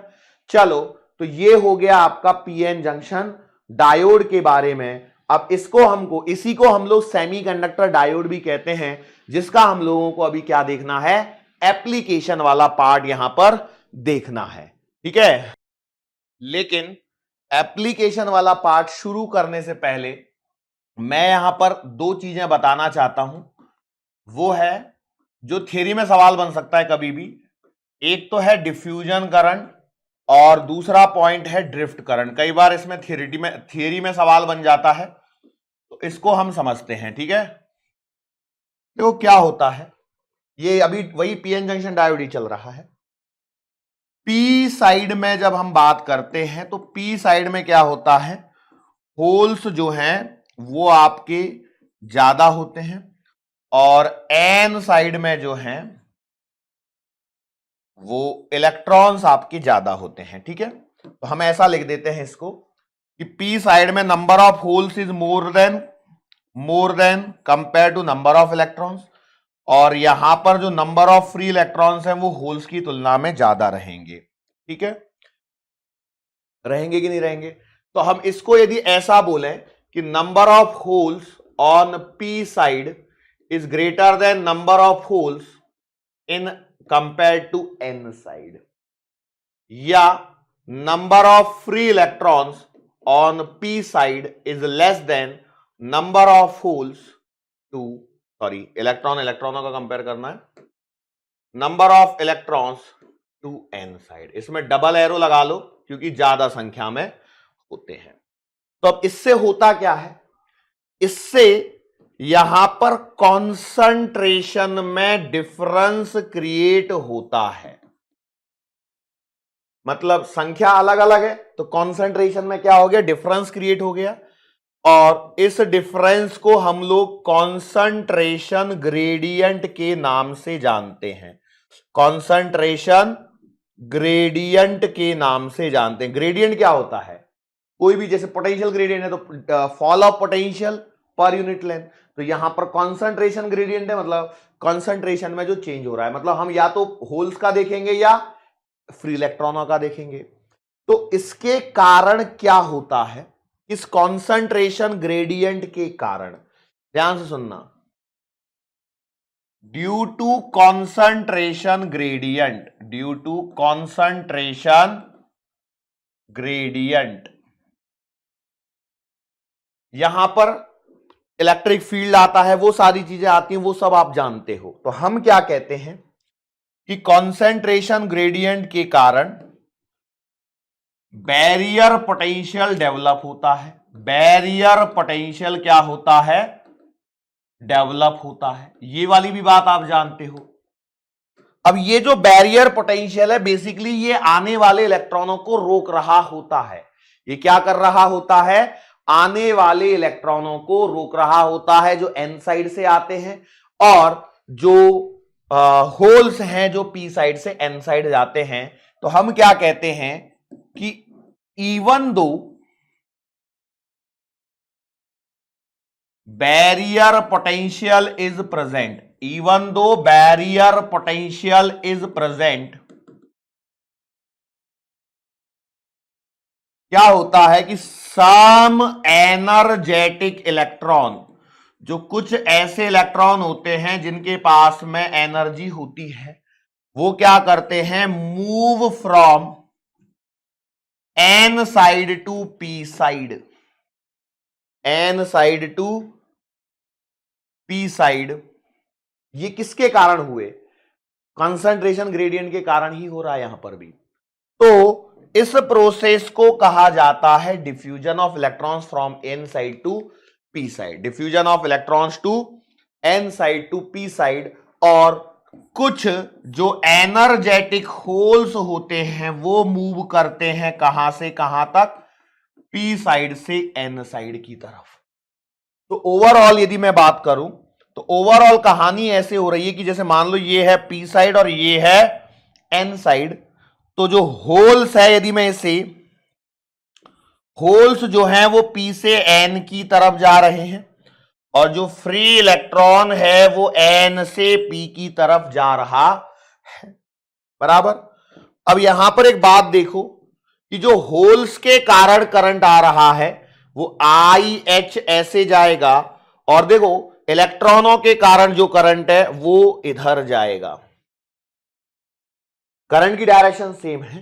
तो ये होता है डिफ्यूजन करंट, ये होता है डिफ्यूजन करंट, जो आपका आता है कौन से वाले कंडीशन में?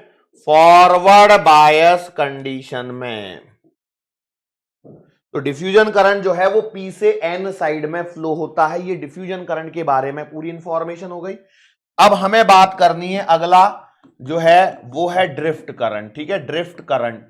अब ड्रिफ्ट करंट में कहानी थोड़ी सी उल्टी चलेगी। ड्रिफ्ट करंट में कहानी क्या चलेगी? तो यहां सारी कहानी उल्टी होने वाली है। क्या होने वाली है? उल्टी होने वाली है। वो क्या है कि हम कहते हैं कि at junction depletion layer is form, depletion layer is form, ठीक है, डिप्लीशन लेयर फॉर्म हो रही है। अब इसमें क्या हो रहा है कि जो होल्स हैं वो एन साइड से पी साइड की तरफ मूव करते हैं। तो किसके कारण? ये डिप्लीशन लेयर में, जहां पर at junction depletion layer is form. Basically यहां पर क्या हो रहा है कि electron hole pairs are created. ये जो इलेक्ट्रॉन होल पेयर जो क्रिएट हुए हैं, ये इलेक्ट्रॉन होल पेयर्स के कारण यहां पर जो होल्स हैं उनका मूवमेंट होता है। मतलब जैसे ये मान लो पी साइड है, ये मान लो एन साइड है, तो यहां पर जो होल्स हैं वो इधर से इधर जा रहे हैं, और जो फ्री इलेक्ट्रॉन हैं वो इधर से इधर जा रहे हैं।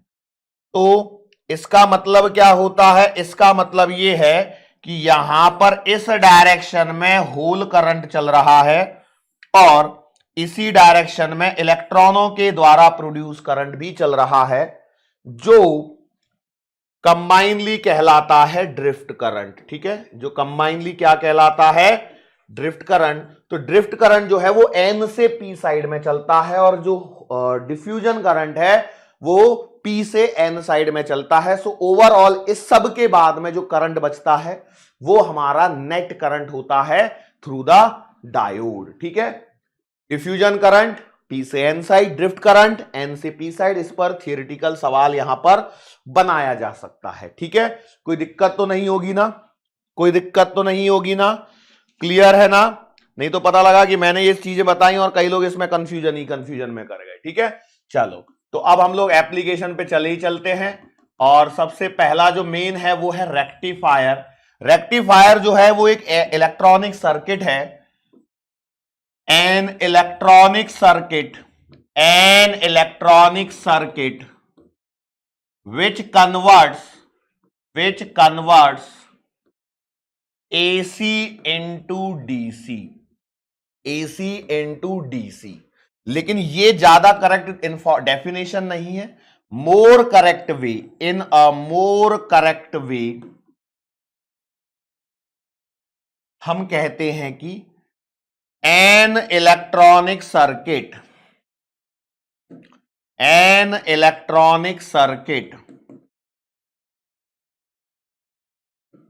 which converts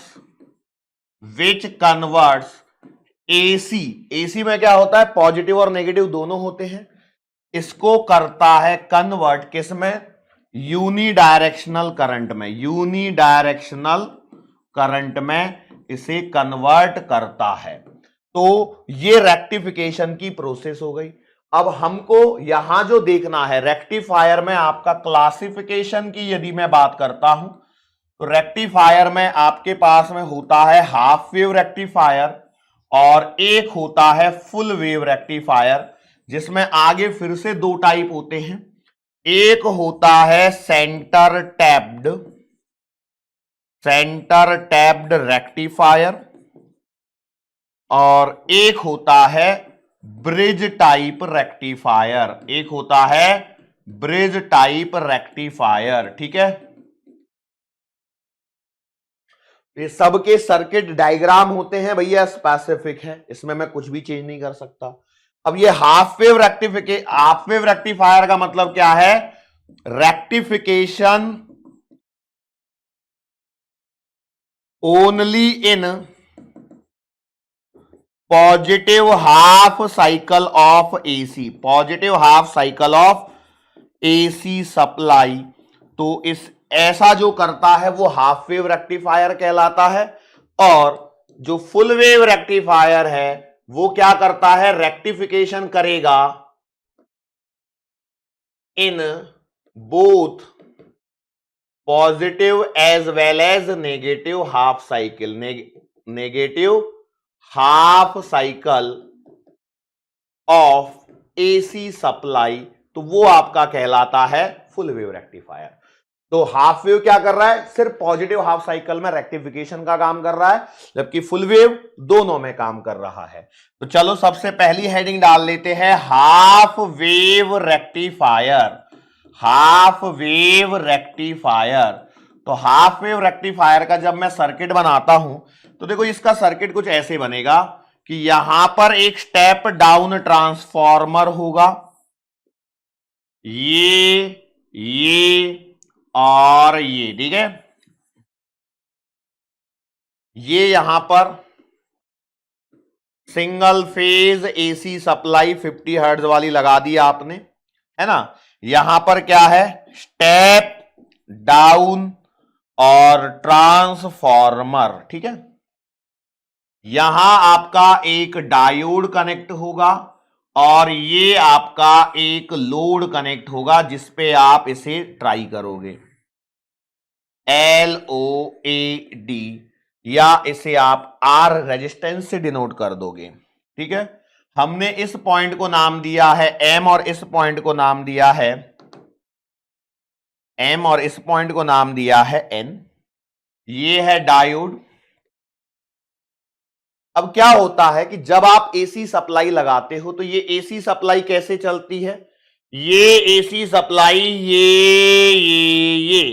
plus minus. Step down transformer क्या करेगा, स्टेप डाउन ट्रांसफार्मर इसे छोटा बना देगा, प्लस माइनस प्लस। अब होता क्या है कि ड्यूरिंग पॉजिटिव हाफ साइकिल, ध्यान से सुनना, ड्यूरिंग पॉजिटिव हाफ साइकिल, जब आपकी पॉजिटिव हाफ साइकिल है तो पॉजिटिव हाफ साइकिल में हम कहते हैं कि ये m जो है वो पॉजिटिव है, ये नेगेटिव है, तो हमने माना कि m is positive with respect to n। तो जैसे ही ये हुआ तो आपने क्या कहा कि भैया देखो ये डायोड की p साइड है, ये डायोड की n साइड है, तो P जो है वो पॉजिटिव टर्मिनल से कनेक्ट हो रहा है और N जो साइड है वो नेगेटिव टर्मिनल से कनेक्ट हो रहा है, तो हम कहते हैं कि diode is in forward bias condition. अच्छा एक बात बताओ, जब डायोड आपका फॉरवर्ड बायस कंडीशन में होता है तो it acts like closed switch, तो ये क्लोज स्विच की तरह क्या करता है, बिहेव करता है, और क्लोज स्विच की तरह बिहेव करता है मतलब इसमें से करंट फ्लो होता है, करंट फ्लोज थ्रू डायोड। अब जब ये करंट फ्लो होगा तो कैसे फ्लो होगा, तो भैया ये करंट जो फ्लो होगा उसका पाथ आएगा M से स्टार्ट होते हुए डायोड पे पहुंचेगा, डायोड से आपका रजिस्टर पे पहुंचेगा, रजिस्टर से आपका N होगा, और इस प्रकार से आपने पॉजिटिव हाफ साइकिल में करंट फ्लो करवा लिया। लेकिन क्या हमेशा पॉजिटिव हाफ साइकिल बनी रहेगी, नहीं, आगे जाने के पश्चात, घूमने के पश्चात नेगेटिव हाफ साइकिल भी तो आएगी। तो जब आपकी नेगेटिव हाफ साइकिल आएगी मतलब ये नेगेटिव, और जब ऐसा होगा तो हमारे पास में क्या बनेगा कि M is negative with respect to N। Yes, वो नेगेटिव हो गया। अच्छा जब ये नेगेटिव हो गया तो देखो डायोड का जो P साइड है वो नेगेटिव से कनेक्ट हो गई, मतलब डायोड क्या हो जाएगा, diode is in reverse bias condition. अरे वाह, डायोड रिवर्स बायस में आ गया। तो रिवर्स बायस में diode acts like what, open switch, yes और नो, और ओपन स्विच की तरह है तो इसका मतलब नो करंट फ्लो, तो इसमें से कोई करंट फ्लो नहीं होता है, इसमें से थ्रू डायोड, डायोड में से कोई करंट फ्लो नहीं हुआ। अब जब करंट फ्लो नहीं हुआ तो अब इसको यदि मैं बनाता हूं तो देखो होता क्या है कि हम यदि यहां पर ऐसा मान लें, देखो कि देखो क्या हो रहा है, ये जो है ये इनपुट एसी सप्लाई है और ये ट्रांसफार्मर वाली है, तो हम ट्रांसफार्मर वाली से ही लेते हैं और इसी को हम लोग इनपुट मान लेते हैं रेक्टिफायर के लिए। तो क्या होने वाला है, यहां पर हमको इसी को यहां पर क्या है समझना है। तो हमने कहा देखो ये बराबर पॉजिटिव नेगेटिव ऐसा आ गया, लेकिन जब डायोड में से होके जब ये गुजरेगी तो क्या होगा कि ये देखो ये पॉजिटिव वाली तो चले जाएगी, लेकिन नेगेटिव के टाइम पे तो करंट फ्लो हो ही नहीं रहा है, हो रहा है क्या, नहीं, फिर पॉजिटिव पे हो रहा है, फिर नेगेटिव पे नहीं हो रहा है, बराबर। तो ये आपको क्या मिलेगा, आउटपुट ऑफ रेक्टिफायर, यस और no. Is it clear to you, is it clear to you. अब यहां पर हमको कुछ और चीजें भी समझनी है कि भैया देखो कितना ये एफिशिएंटली काम कर सकता है। तो यहां पर कुछ टर्मिनोलॉजीज आती हैं जो इस चीज से रिलेटेड है, मतलब जाहिर सी बात है रेक्टिफायर से रिलेटेड है, उन्हीं को हम लोगों को यहां पर समझना है। और जब मैं उनको समझूंगा तो यहां पर पहला जो वर्ड हमें सीखना है वो है रेक्टिफायर की एफिशिएंसी। क्या सीखना है बेटा, रेक्टिफायर की एफिशिएंसी। तो कितनी एफिशिएंसी हमें मिलती है वो हम लोग डिनोट करते हैं ईटा से, जो होता है DC output power upon AC input power, इन दोनों का रेशियो होता है, जो हमारे पास में इस केस में आती है 40.6%। कितनी आती है, 40.6%। किसके लिए, हाफ वेव रेक्टिफायर के लिए अप्रोक्सीमेटली आप 41.2 भी आपको कई जगह लिखी हुई मिल जाएगी, तो ये डेटा दोनों चल जाएंगे। एफिशिएंसी, रेक्टिफायर एफिशिएंसी क्या है, आउटपुट, लेकिन कौन सा, DC output power to AC input power. ये टर्मिनोलॉजी ध्यान रखनी है, अदरवाइज गड़बड़ी हो जाएगी, ठीक है। अगला जो पॉइंट है वो कहलाता है आपका, दूसरा एक और पॉइंट है, इसे कहते हैं हम रिपल फैक्टर। क्या कहते हैं? Ripple factor. Ripple factor, ripple factor क्या होता है? रिपल फैक्टर बतलाता है कि हमारे पास में रेशो है, ये भी एक तरह से ratio of AC RMS current to DC current. ठीक है, मतलब बेसिकली क्या है कि जो हमें आउटपुट में DC मिल रही है, जिसे DC कह रहे हैं, जो कि यूनिडायरेक्शनल है, तो उनका जो रेशियो होता है वो रिपल फैक्टर कहलाता है। वो क्या कहलाता है बेटा? रिपल फैक्टर यहां पर कहलाता है।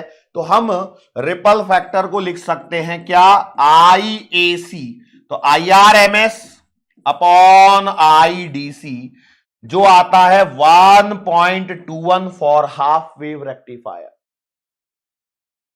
और एक और चीज होती है जिसे हम कहते हैं फॉर्म फैक्टर।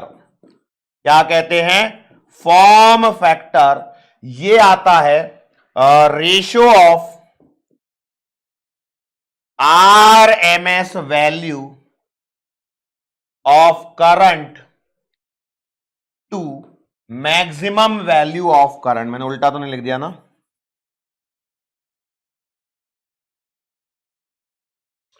Form factor. अच्छा, ये डेटा याद करना रहता है, ठीक है, ध्यान रखना।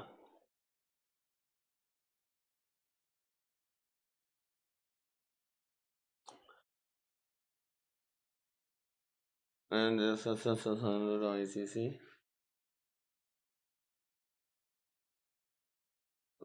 करेंगे, इसको ये करेंगे। ये आता है पाई बाई 2, जो कि आता है 3.14 डिवाइडेड बाई 2, 1.57। ठीक है, ये सारा डेटा जो है वो हाफ वेव रेक्टिफायर के लिए है। ठीक है, फॉर्म फैक्टर क्या है? Ratio of RMS value of current to maximum value of current. कितना है? Maximum value of current. कुछ तो भी मैं गलती तो नहीं कर रहा। RMS value of AC component to DC component of rectifier है, ये तो सही है। और ये वाला फॉर्म फैक्टर, ऐसा क्यों लग रहा है बार बार मेरे को? फॉर्म फैक्टर 1.41 आना चाहिए था, √2 कहां से? 1.41। अच्छा नहीं, ठीक है, ओके। अच्छा ठीक है, ओके, ये इस वाले के लिए आ गया। अब हमको आगे जो बात करनी है वो बात करनी है दूसरे नंबर पे है फुल वेव रेक्टिफायर, जिसके अंदर में हम बात करने वाले हैं सेंटर टैप्ड रेक्टिफायर। अब देखो, यहां पर पूरा खेल वही है कि आपको डायग्राम याद ही होना चाहिए। ठीक है, अब जब मैं डायग्राम याद करता हूं तो देखो, ये यहां पर एक इनपुट AC सप्लाई से आपने इसको यहां पर कनेक्ट कर दिया एक centre tapped step down transformer को। यहां एक डायोड लगाया है और यहां पर भी एक डायोड लगाया है। इन दोनों को यहां पर मैंने डायरेक्टली ये कनेक्शन दिया। सेंटर टैप्ड में ये ट्रांसफार्मर स्पेशल टाइप का होता है, जिसमें सेंटर में टैपिंग करी हुई होती है। ठीक है, इस डायोड को नाम दिया है D1, इसको नाम दिया है D2, इस पॉइंट को M, इस पॉइंट को N और इस पॉइंट को O, और यहां पर AC सप्लाई आप दे रहे हो। ऑपरेशन वैसे ही होगा। कैसे?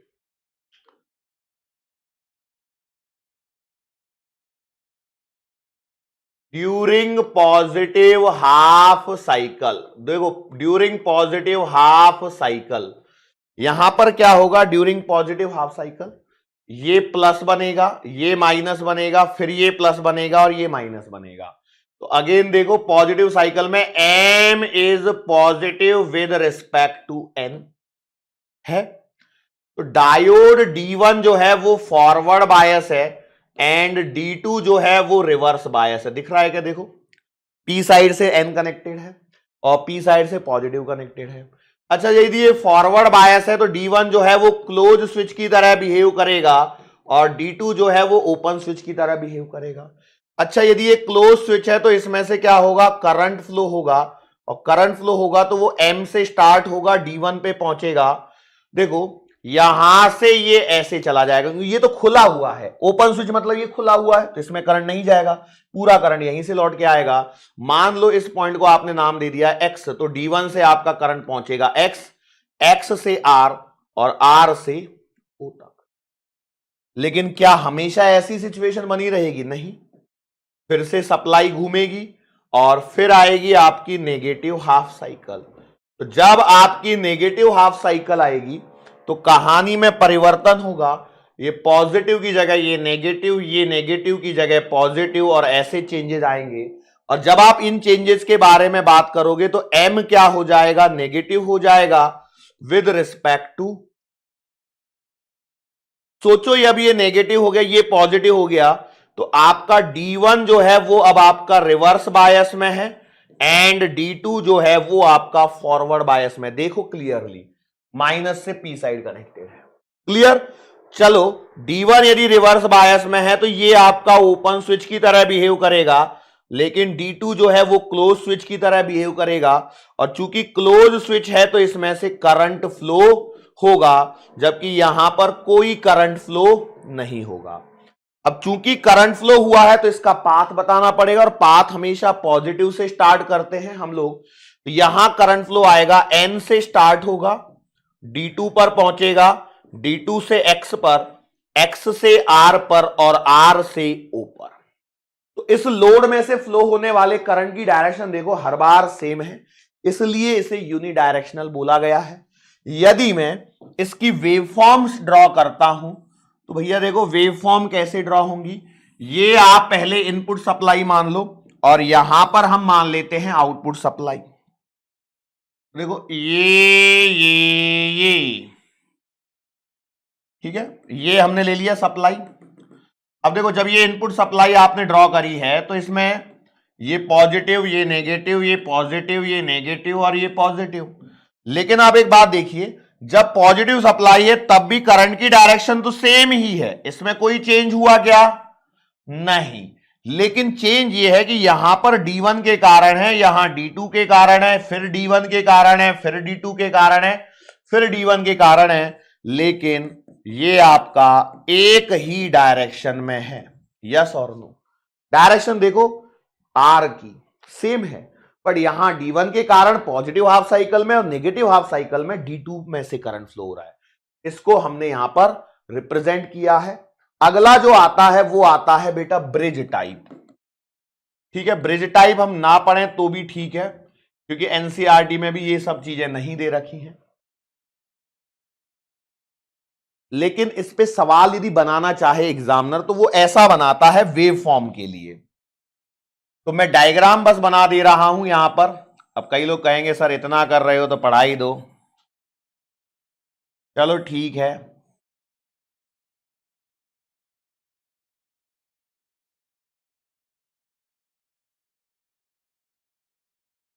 टाइम काफी हो गया, पता ही नहीं चलता टाइम कैसे भागता है। देखो मैं यहां पर लेके आता हूं इसको और यहां पर लेके आता हूं इसको, इन दोनों के बीच में मैंने यहां पर लगाया है लोड।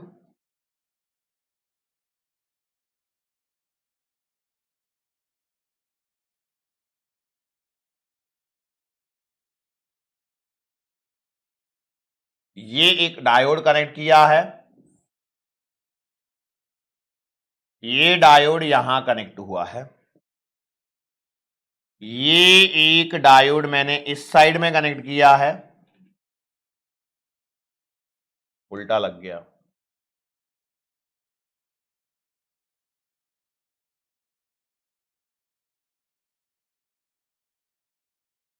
और ये वाला डायोड इस साइड में, ठीक है। डायोड्स को नंबरिंग कर दो, D1 D2, ये R है, D3 और D4, ये अपना पॉइंट M रहेगा, ये N रहेगा, क्लियर। और यहां पर इस पॉइंट को मान लो W, इस पॉइंट को मान लो X, इस पॉइंट को मान लो Y और इस पॉइंट को मान लो Z। कहानी वैसे ही स्टार्ट होगी, ठीक है, ड्यूरिंग पॉजिटिव हाफ साइकिल और ड्यूरिंग नेगेटिव हाफ साइकिल वाली।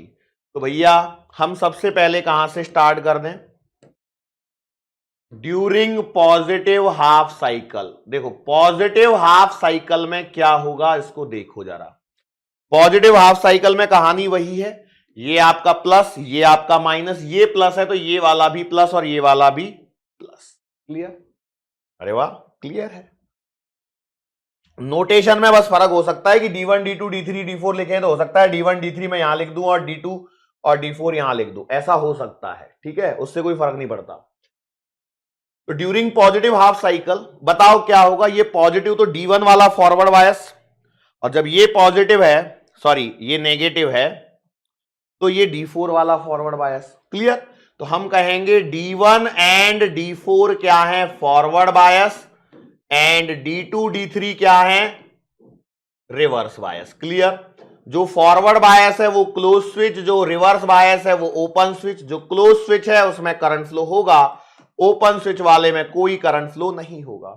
जब करंट फ्लो होगा तो वो कहां से स्टार्ट होगा? M से। M से चलते हुए W पे, W से चलता हुआ, देखो ये करंट जब यहां से चलेगा तो ये ऐसे घूम के ऐसे आएगा, ठीक है, this is the direction. Clear? देखो ये डायरेक्शन। तो बताओ M से W, W से आएगा D1 पे, D1 से आएगा X पे, X से आएगा R पे, R से जाएगा Y पे, Y से कहां पहुंचेगा बेटा? Y से पहुंचेगा D4 पे, D4 से Z पे और Z से N पे। लेकिन कहानी क्या हमेशा ऐसी रहेगी? नहीं, ये बदलेगा, ये माइनस ये प्लस होगा, ये प्लस होगा मतलब ये वाला प्लस और ये वाला माइनस बनेगा। क्लियर? तो जब ऐसा होगा तो आप कहेंगे during negative half cycle. During negative half cycle. अब मुझे बताओ कौन फॉरवर्ड बायस और कौन रिवर्स बायस? जाहिर सी बात है जो पहले फॉरवर्ड में है वो अब रिवर्स में आ जाएंगे। तो यहां पर हम लिखेंगे कि D2 और D3 क्या हो जाएंगे? Forward bias. And D1 D4 क्या आएंगे? रिवर्स बायस में आएंगे। अब D1 D2 D3 forward bias मतलब क्लोज स्विच, मतलब करंट फ्लो होगा, और ये वाले हैं ओपन स्विच, मतलब इसमें से कोई करंट फ्लो नहीं होगा। अब जब हम करंट फ्लो की बात करते हैं तो अब देखना, मैं पिंक कलर से यहां पर बना रहा हूं, तो ये वाला पॉजिटिव बन रहा है तो करंट यहां से स्टार्ट होगा, फिर कहां जाना चाहिए? तो बेटा करंट इधर जाएगा, फिर इधर आएगा, और फिर इधर जाते हुए और इधर से इधर लौट के पहुंचेगा। मतलब स्टार्ट करो, कहां से जा रहा है?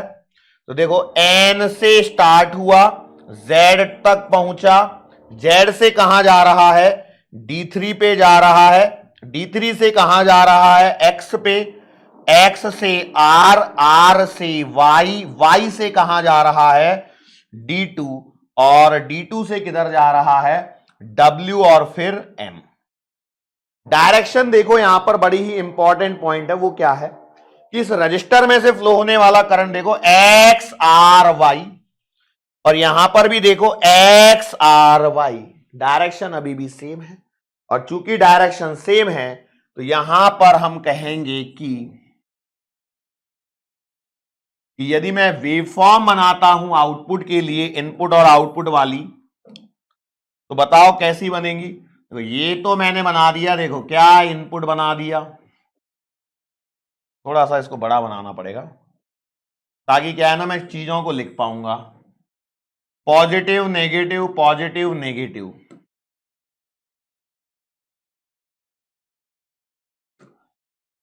आउटपुट में क्या बनेगा? आउटपुट में देखो डायरेक्शन सेम है, यूनिडायरेक्शनल इसलिए कह रहे हैं हम इसको। पॉजिटिव हाफ साइकिल में D1 D4 के कारण आ रहा है, तो यहां आएगा D1 और D4 के कारण, और रिवर्स बायस में, सॉरी नेगेटिव हाफ साइकिल में आ रहा है D2 और D3 के कारण यहां पर बन रहा है। क्लियर? ये चीजें हो गई। फिर से वही हमको चीजें देखनी है क्या है, रेक्टिफायर की efficiency. Efficiency full wave rectifier के लिए डेटा बेटा आपको याद करना है, तो ये आएगा ईटा बराबर 81.2%। ठीक है, ये याद ही करना है, इसमें कोई दो राय नहीं है।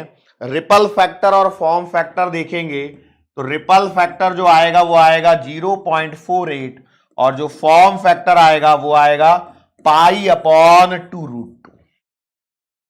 ठीक है, ये याद करना है बेटा डेटा। हाफ वेव रेक्टिफायर और फुल वेव रेक्टिफायर के लिए सीधा सीधा स्ट्रेट फॉरवर्ड सवाल आएगा। देखो तो यहां पर रिपल्स कम हो गए, रिपल्स क्या हो गए, कम। एसी कंपोनेंट की जो संख्या है वो यहां पर कम हो जाती है compare to half wave rectifier. ठीक है, यस और नो? तो क्या आप इन चीजों को याद रख पाओगे या नहीं रख पाओगे? रख पाएंगे तो बहुत अच्छी बात है, अदरवाइज दिक्कत तो होने वाली है।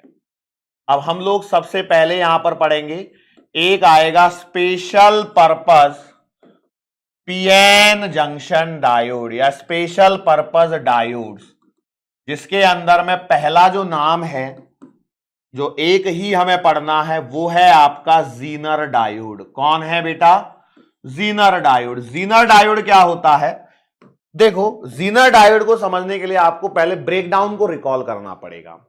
ब्रेकडाउन क्या हो रहा था कि जब हम लोग डायोड को रिवर्स बायस कंडीशन में लगा रहे थे तो एक सिचुएशन ऐसी आती थी या एक वोल्टेज ऐसा आता था जहां पर रिवर्स डायरेक्शन में लार्ज अमाउंट में करंट फ्लो होता था और डिवाइस क्या कहलाता था? ब्रेकडाउन कंडीशन कहलाता था।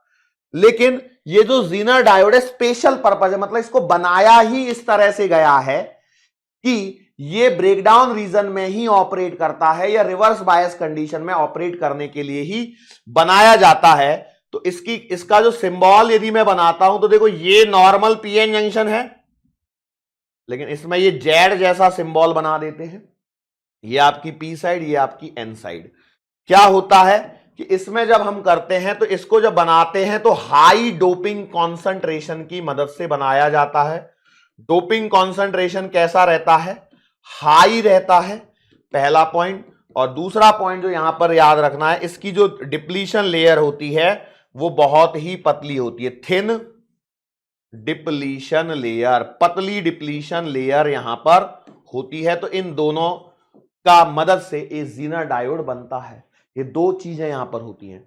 अब इसका यूज क्या है? Used in reverse bias condition. Forward में तो नॉर्मल पीएन जंक्शन जैसा ही है, फिर फायदा ही क्या था? फिर तो नॉर्मल था ही हमारे पास। इसको बनाया है रिवर्स बायस में ऑपरेट करने के लिए। तो क्या होता है कि जब रिवर्स बायस में एट ब्रेकडाउन वोल्टेज पर ये क्या करता है? Makes the output voltage constant. और ये डिसाइड कहां होता है? At the manufacturing. जब मैन्युफैक्चरिंग कर रहे होते हैं तभी हम डोपिंग कॉन्सेंट्रेशन को बढ़ा देते हैं और डिप्लीशन लेयर को पतला कर देते हैं। तो क्या होता है कि जब रिवर्स बायस कंडीशन में इसे लगाया जाता है तो जैसे ही हम ब्रेकडाउन वोल्टेज पे पहुंचते हैं तो ब्रेकडाउन वोल्टेज यहां से फिक्स कर दिया, उतना ही आउटपुट ये कॉन्स्टेंटली प्रोवाइड करता है। इसलिए इसको हम लोग वोल्टेज रेगुलेटर भी कहते हैं। चाहे कितना भी करंट फ्लो हो जाए लेकिन ये वोल्टेज को कांस्टेंट बनाए रखता है, तो इसलिए इसको वोल्टेज रेगुलेटर भी कहा जाता है। तो ये कुछ पॉइंट्स हैं, वोल्टेज रेगुलेटर भी कहा जाता है और इसे रिवर्स बायस में ऑपरेट किया जाता है। इतनी सी कहानी है इस जीनर डायोड की। ठीक है, जीनर डायोड में जैसे आपके पास में यदि हमको इसको सर्किट में यूज करना है, मान लेते हैं ये पॉजिटिव है, ये नेगेटिव है और ये यहां पर एक रजिस्टर है और यहां पर आपने जीनर डायोड लगा दिया। रिवर्स बायस में लगाना है तो ये और इसके पैरेलल में मान के चलो एक और लोड रजिस्टर है ये। तो भैया देखो, कहानी ये है कि यदि यहां पर आपने V0 दिया है, इसके अक्रॉस VZ है, ये R1 है, ये R2 है, तो हमें जो यहां पर VR2 मिलेगा वो आउटपुट वोल्टेज जो है वो VZ के बराबर होगा, जो मैन्युफैक्चरिंग के टाइम पे डिसाइड हो गया। इसलिए इसे वोल्टेज रेगुलेटर भी कहते हैं, इसलिए इसे वोल्टेज रेगुलेटर भी कहते हैं। Is it clear? इतना ही पढ़ना है बस जीनर डायोड में, बहुत ज्यादा दिमाग नहीं लगाना है। अगली जो हेडिंग है वो है आपके पास में ऑप्टो इलेक्ट्रॉनिक डिवाइसेस। ऑप्टो का मतलब है यहां पर जो लाइट से ऑपरेट होने वाले हैं उनकी यहां पर बात चल रही है, जिसमें सबसे पहला आता है LED, जिसे कहा जाता है लाइट एमिटिंग डायोड। क्या कहा जाता है? Light emitting diode. ठीक है, अब लाइट एमिटिंग डायोड का यदि मैं सिंबल की बात करूं तो देखो भैया, ये नॉर्मल पीएन जंक्शन डायोड है या नहीं है? अब हम कहते हैं इसने क्या करना है, लाइट को एमिट करना है, तो ये लाइट एमिट हो जाएगी। ये इसका सिंबल हो गया। ये नॉर्मल वही पी साइड और एन साइड, बिल्कुल। अब इसमें क्या होता है कि लाइट एमिटिंग डायोड जो है वो मैन्युफैक्चरिंग के कारण ही बनता है। मतलब मैन्युफैक्चरिंग में हम क्या करते हैं कि कंपोजिशन लेते हैं कुछ इस प्रकार से। कंपोजिशन इस प्रकार से, कंपोजिशन मतलब क्या, जो आपका कंपाउंड सेमीकंडक्टर है उसका ही एक टाइप है। एलिमेंटल में नहीं बनता है, किसमें बनता है? कंपाउंड में बनता है, जिसका यूज किया जाता है अलग अलग लाइट्स को प्राप्त करने के लिए। जैसे हमारे पास में गैलियम आर्सेनाइड है या गैलियम फॉस्फोइड है, तो इसको आपको एनसीईआरटी में देखना है कि किस पे कौन सा कलर आता है। सवाल सीधा सीधा पूछा जा सकता है, वो याद करना पड़ेगा, एनसीईआरटी में देख के लिखना पड़ेगा कि कौन से कंपोजिशन पे, मतलब which of the following composition या which of the following compound semiconductor is used to form LED, या ग्रीन कलर एलईडी या रेड कलर एलईडी, दो ही कलर दिए होंगे उसमें। ठीक है, तो वो आपको याद करना पड़ेगा। अच्छा, ये मैन्युफैक्चरिंग के टाइम पे कंपोजिशन पे हम क्या करते हैं, कंपाउंड बनाते हैं। कंपाउंड के तौर पे एग्जांपल जैसे ले लेता हूं मैं, गैलियम आर्सेनाइड है या गैलियम फॉस्फाइड है, एक्सेट्रा। ठीक है, यूज कहां करना है, इसे कहां यूज करना है, कैसे यूज करना है? तो फॉरवर्ड बायस कंडीशन में ही इसे ऑपरेट कर सकते हैं। रिवर्स बायस में ये ब्रेकडाउन हो जाएगा, उड़ जाएगी एलईडी। अरे एलईडी कुछ नहीं है, वो छोटी छोटी बत्तियां जो यहां पे स्क्रीन पे देखो, एक लाल सी चमकती हुई दिखती होगी आपको, दिख रही, चमक रही कि नहीं चमक रही? आज नहीं चमक रही है ना? हाँ देखो, यहां पे कहीं दिख रही होगी आपको एक छोटी सी चमकती हुई, कहां गई? चमकी क्या? आज नहीं चमक रही है, लाइव सेशन में पहले बहुत चमकती थी। चलो ठीक है, मुझे नहीं दिख रही, ऐसा हो सकता है। यहां पे एक चमकती रहती है, तो वो क्या है, आगे सीपीयू रखा है, उसकी वो एलईडी है ना, वो छोटी छोटी सी एलईडी, वही है ये। लगाना कहां है? फॉरवर्ड बायस में। रिवर्स बायस में से ऑपरेट नहीं करना है। देखो क्रैश कोर्स है तो उसी के हिसाब से चलेंगे। इंपॉर्टेंट ये वाला डेटा आपको कहां से निकालना है, होमवर्क है आपका कि कलर एंड कंपाउंड कंपोजिशन, ये आपको खुद से निकालना है। अच्छा, इसका वीआई कैरेक्टरिस्टिक्स का ग्राफ स्ट्रेट फॉरवर्ड वैसा ही बनेगा जैसे पीएन जंक्शन डायोड का, कुछ भी नया नहीं है इनमें। ठीक है, नहीं तो पता लगा सर आपने तो वो करवाया ही नहीं, है ना। चलो दूसरे नंबर पे जब हम बात करते हैं तो ये है आपके पास में फोटोडायोड। क्या है? फोटोडायोड। देखो ये भी वैसा ही है लेकिन एलईडी से उल्टा है। क्या होता है कि हम क्या करते हैं कि एक पीएन जंक्शन डायोड में यहां पर जो डिप्लीशन लेयर है, ये पी साइड है, ये एन साइड है, ये आपकी डिप्लीशन लेयर है। यहां पर हम क्या करते हैं, ये वाला जो है यहां पर ग्लास की एक विंडो लगाते हैं और इस ग्लास की विंडो के थ्रू आपकी लाइट जो है एच न्यू यहां पर एंटर करती है। ठीक है, और इसे फिर हम कनेक्ट करते हैं रिवर्स बायस कंडीशन में। अब होता क्या है, ऐसा क्या कर दिया भैया, देखो जो नॉर्मल पीएन जंक्शन डायोड है वो तो अपनी जगह है ही है, फिर इनका यूज क्या है कि भाई इनको रिवर्स बायस में यूज करने के लिए बनाया है। देखो एलईडी का क्या है, लाइट लेने के लिए या कहीं पे कोई सर्किट चल रहा है या नहीं चल रहा है उसको चेक करने के लिए।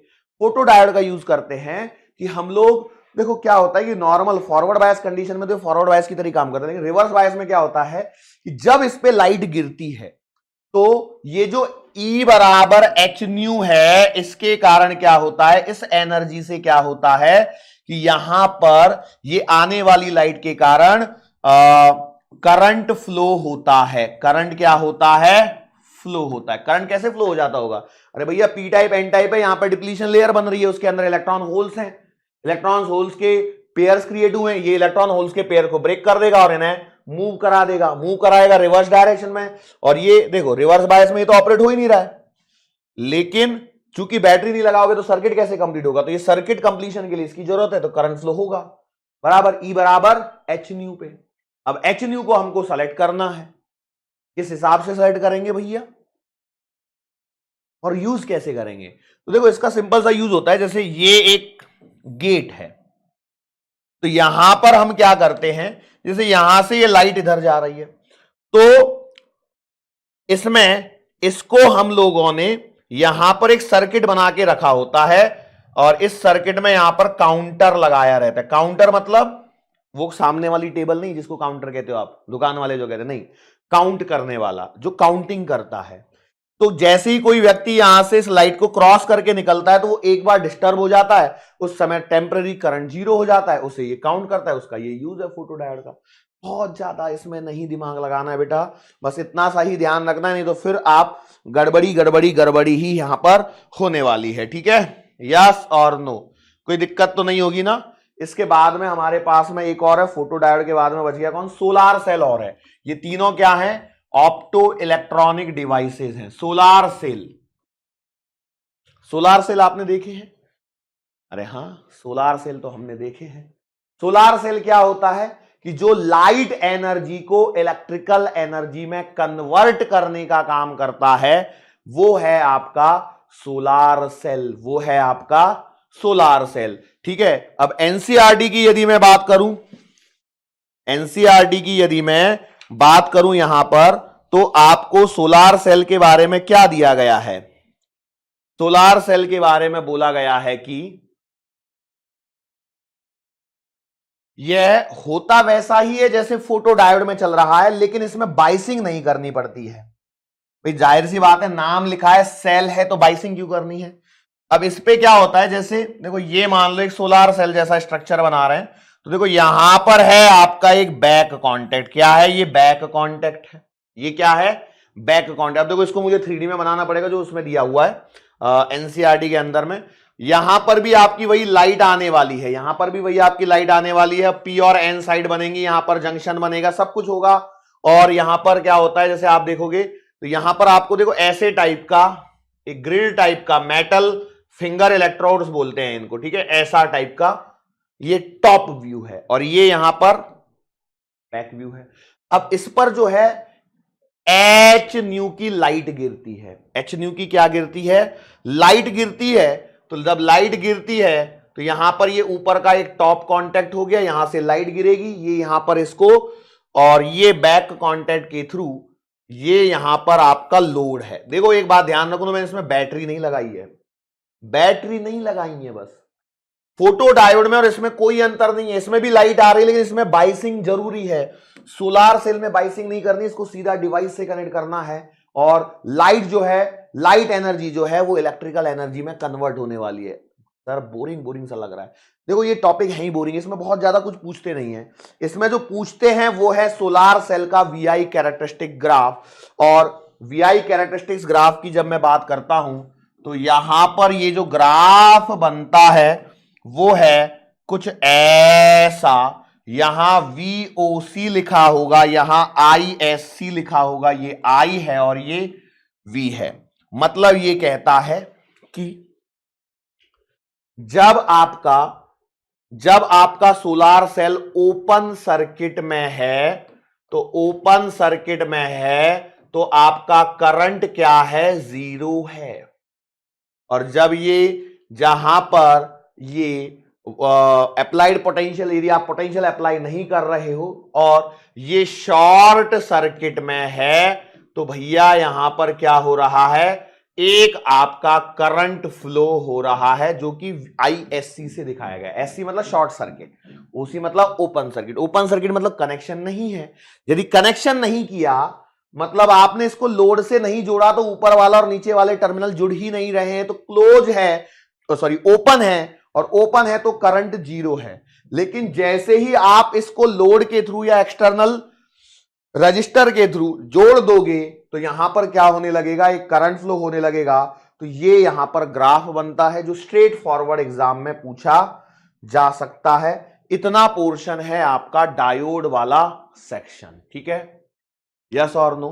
इसके बाद में हमारे पास में ट्रांजिस्टर बचते हैं और लॉजिक गेट्स बचते हैं। लेकिन हम लोग यहां पर ट्रांजिस्टर को करूं कि नहीं करूं,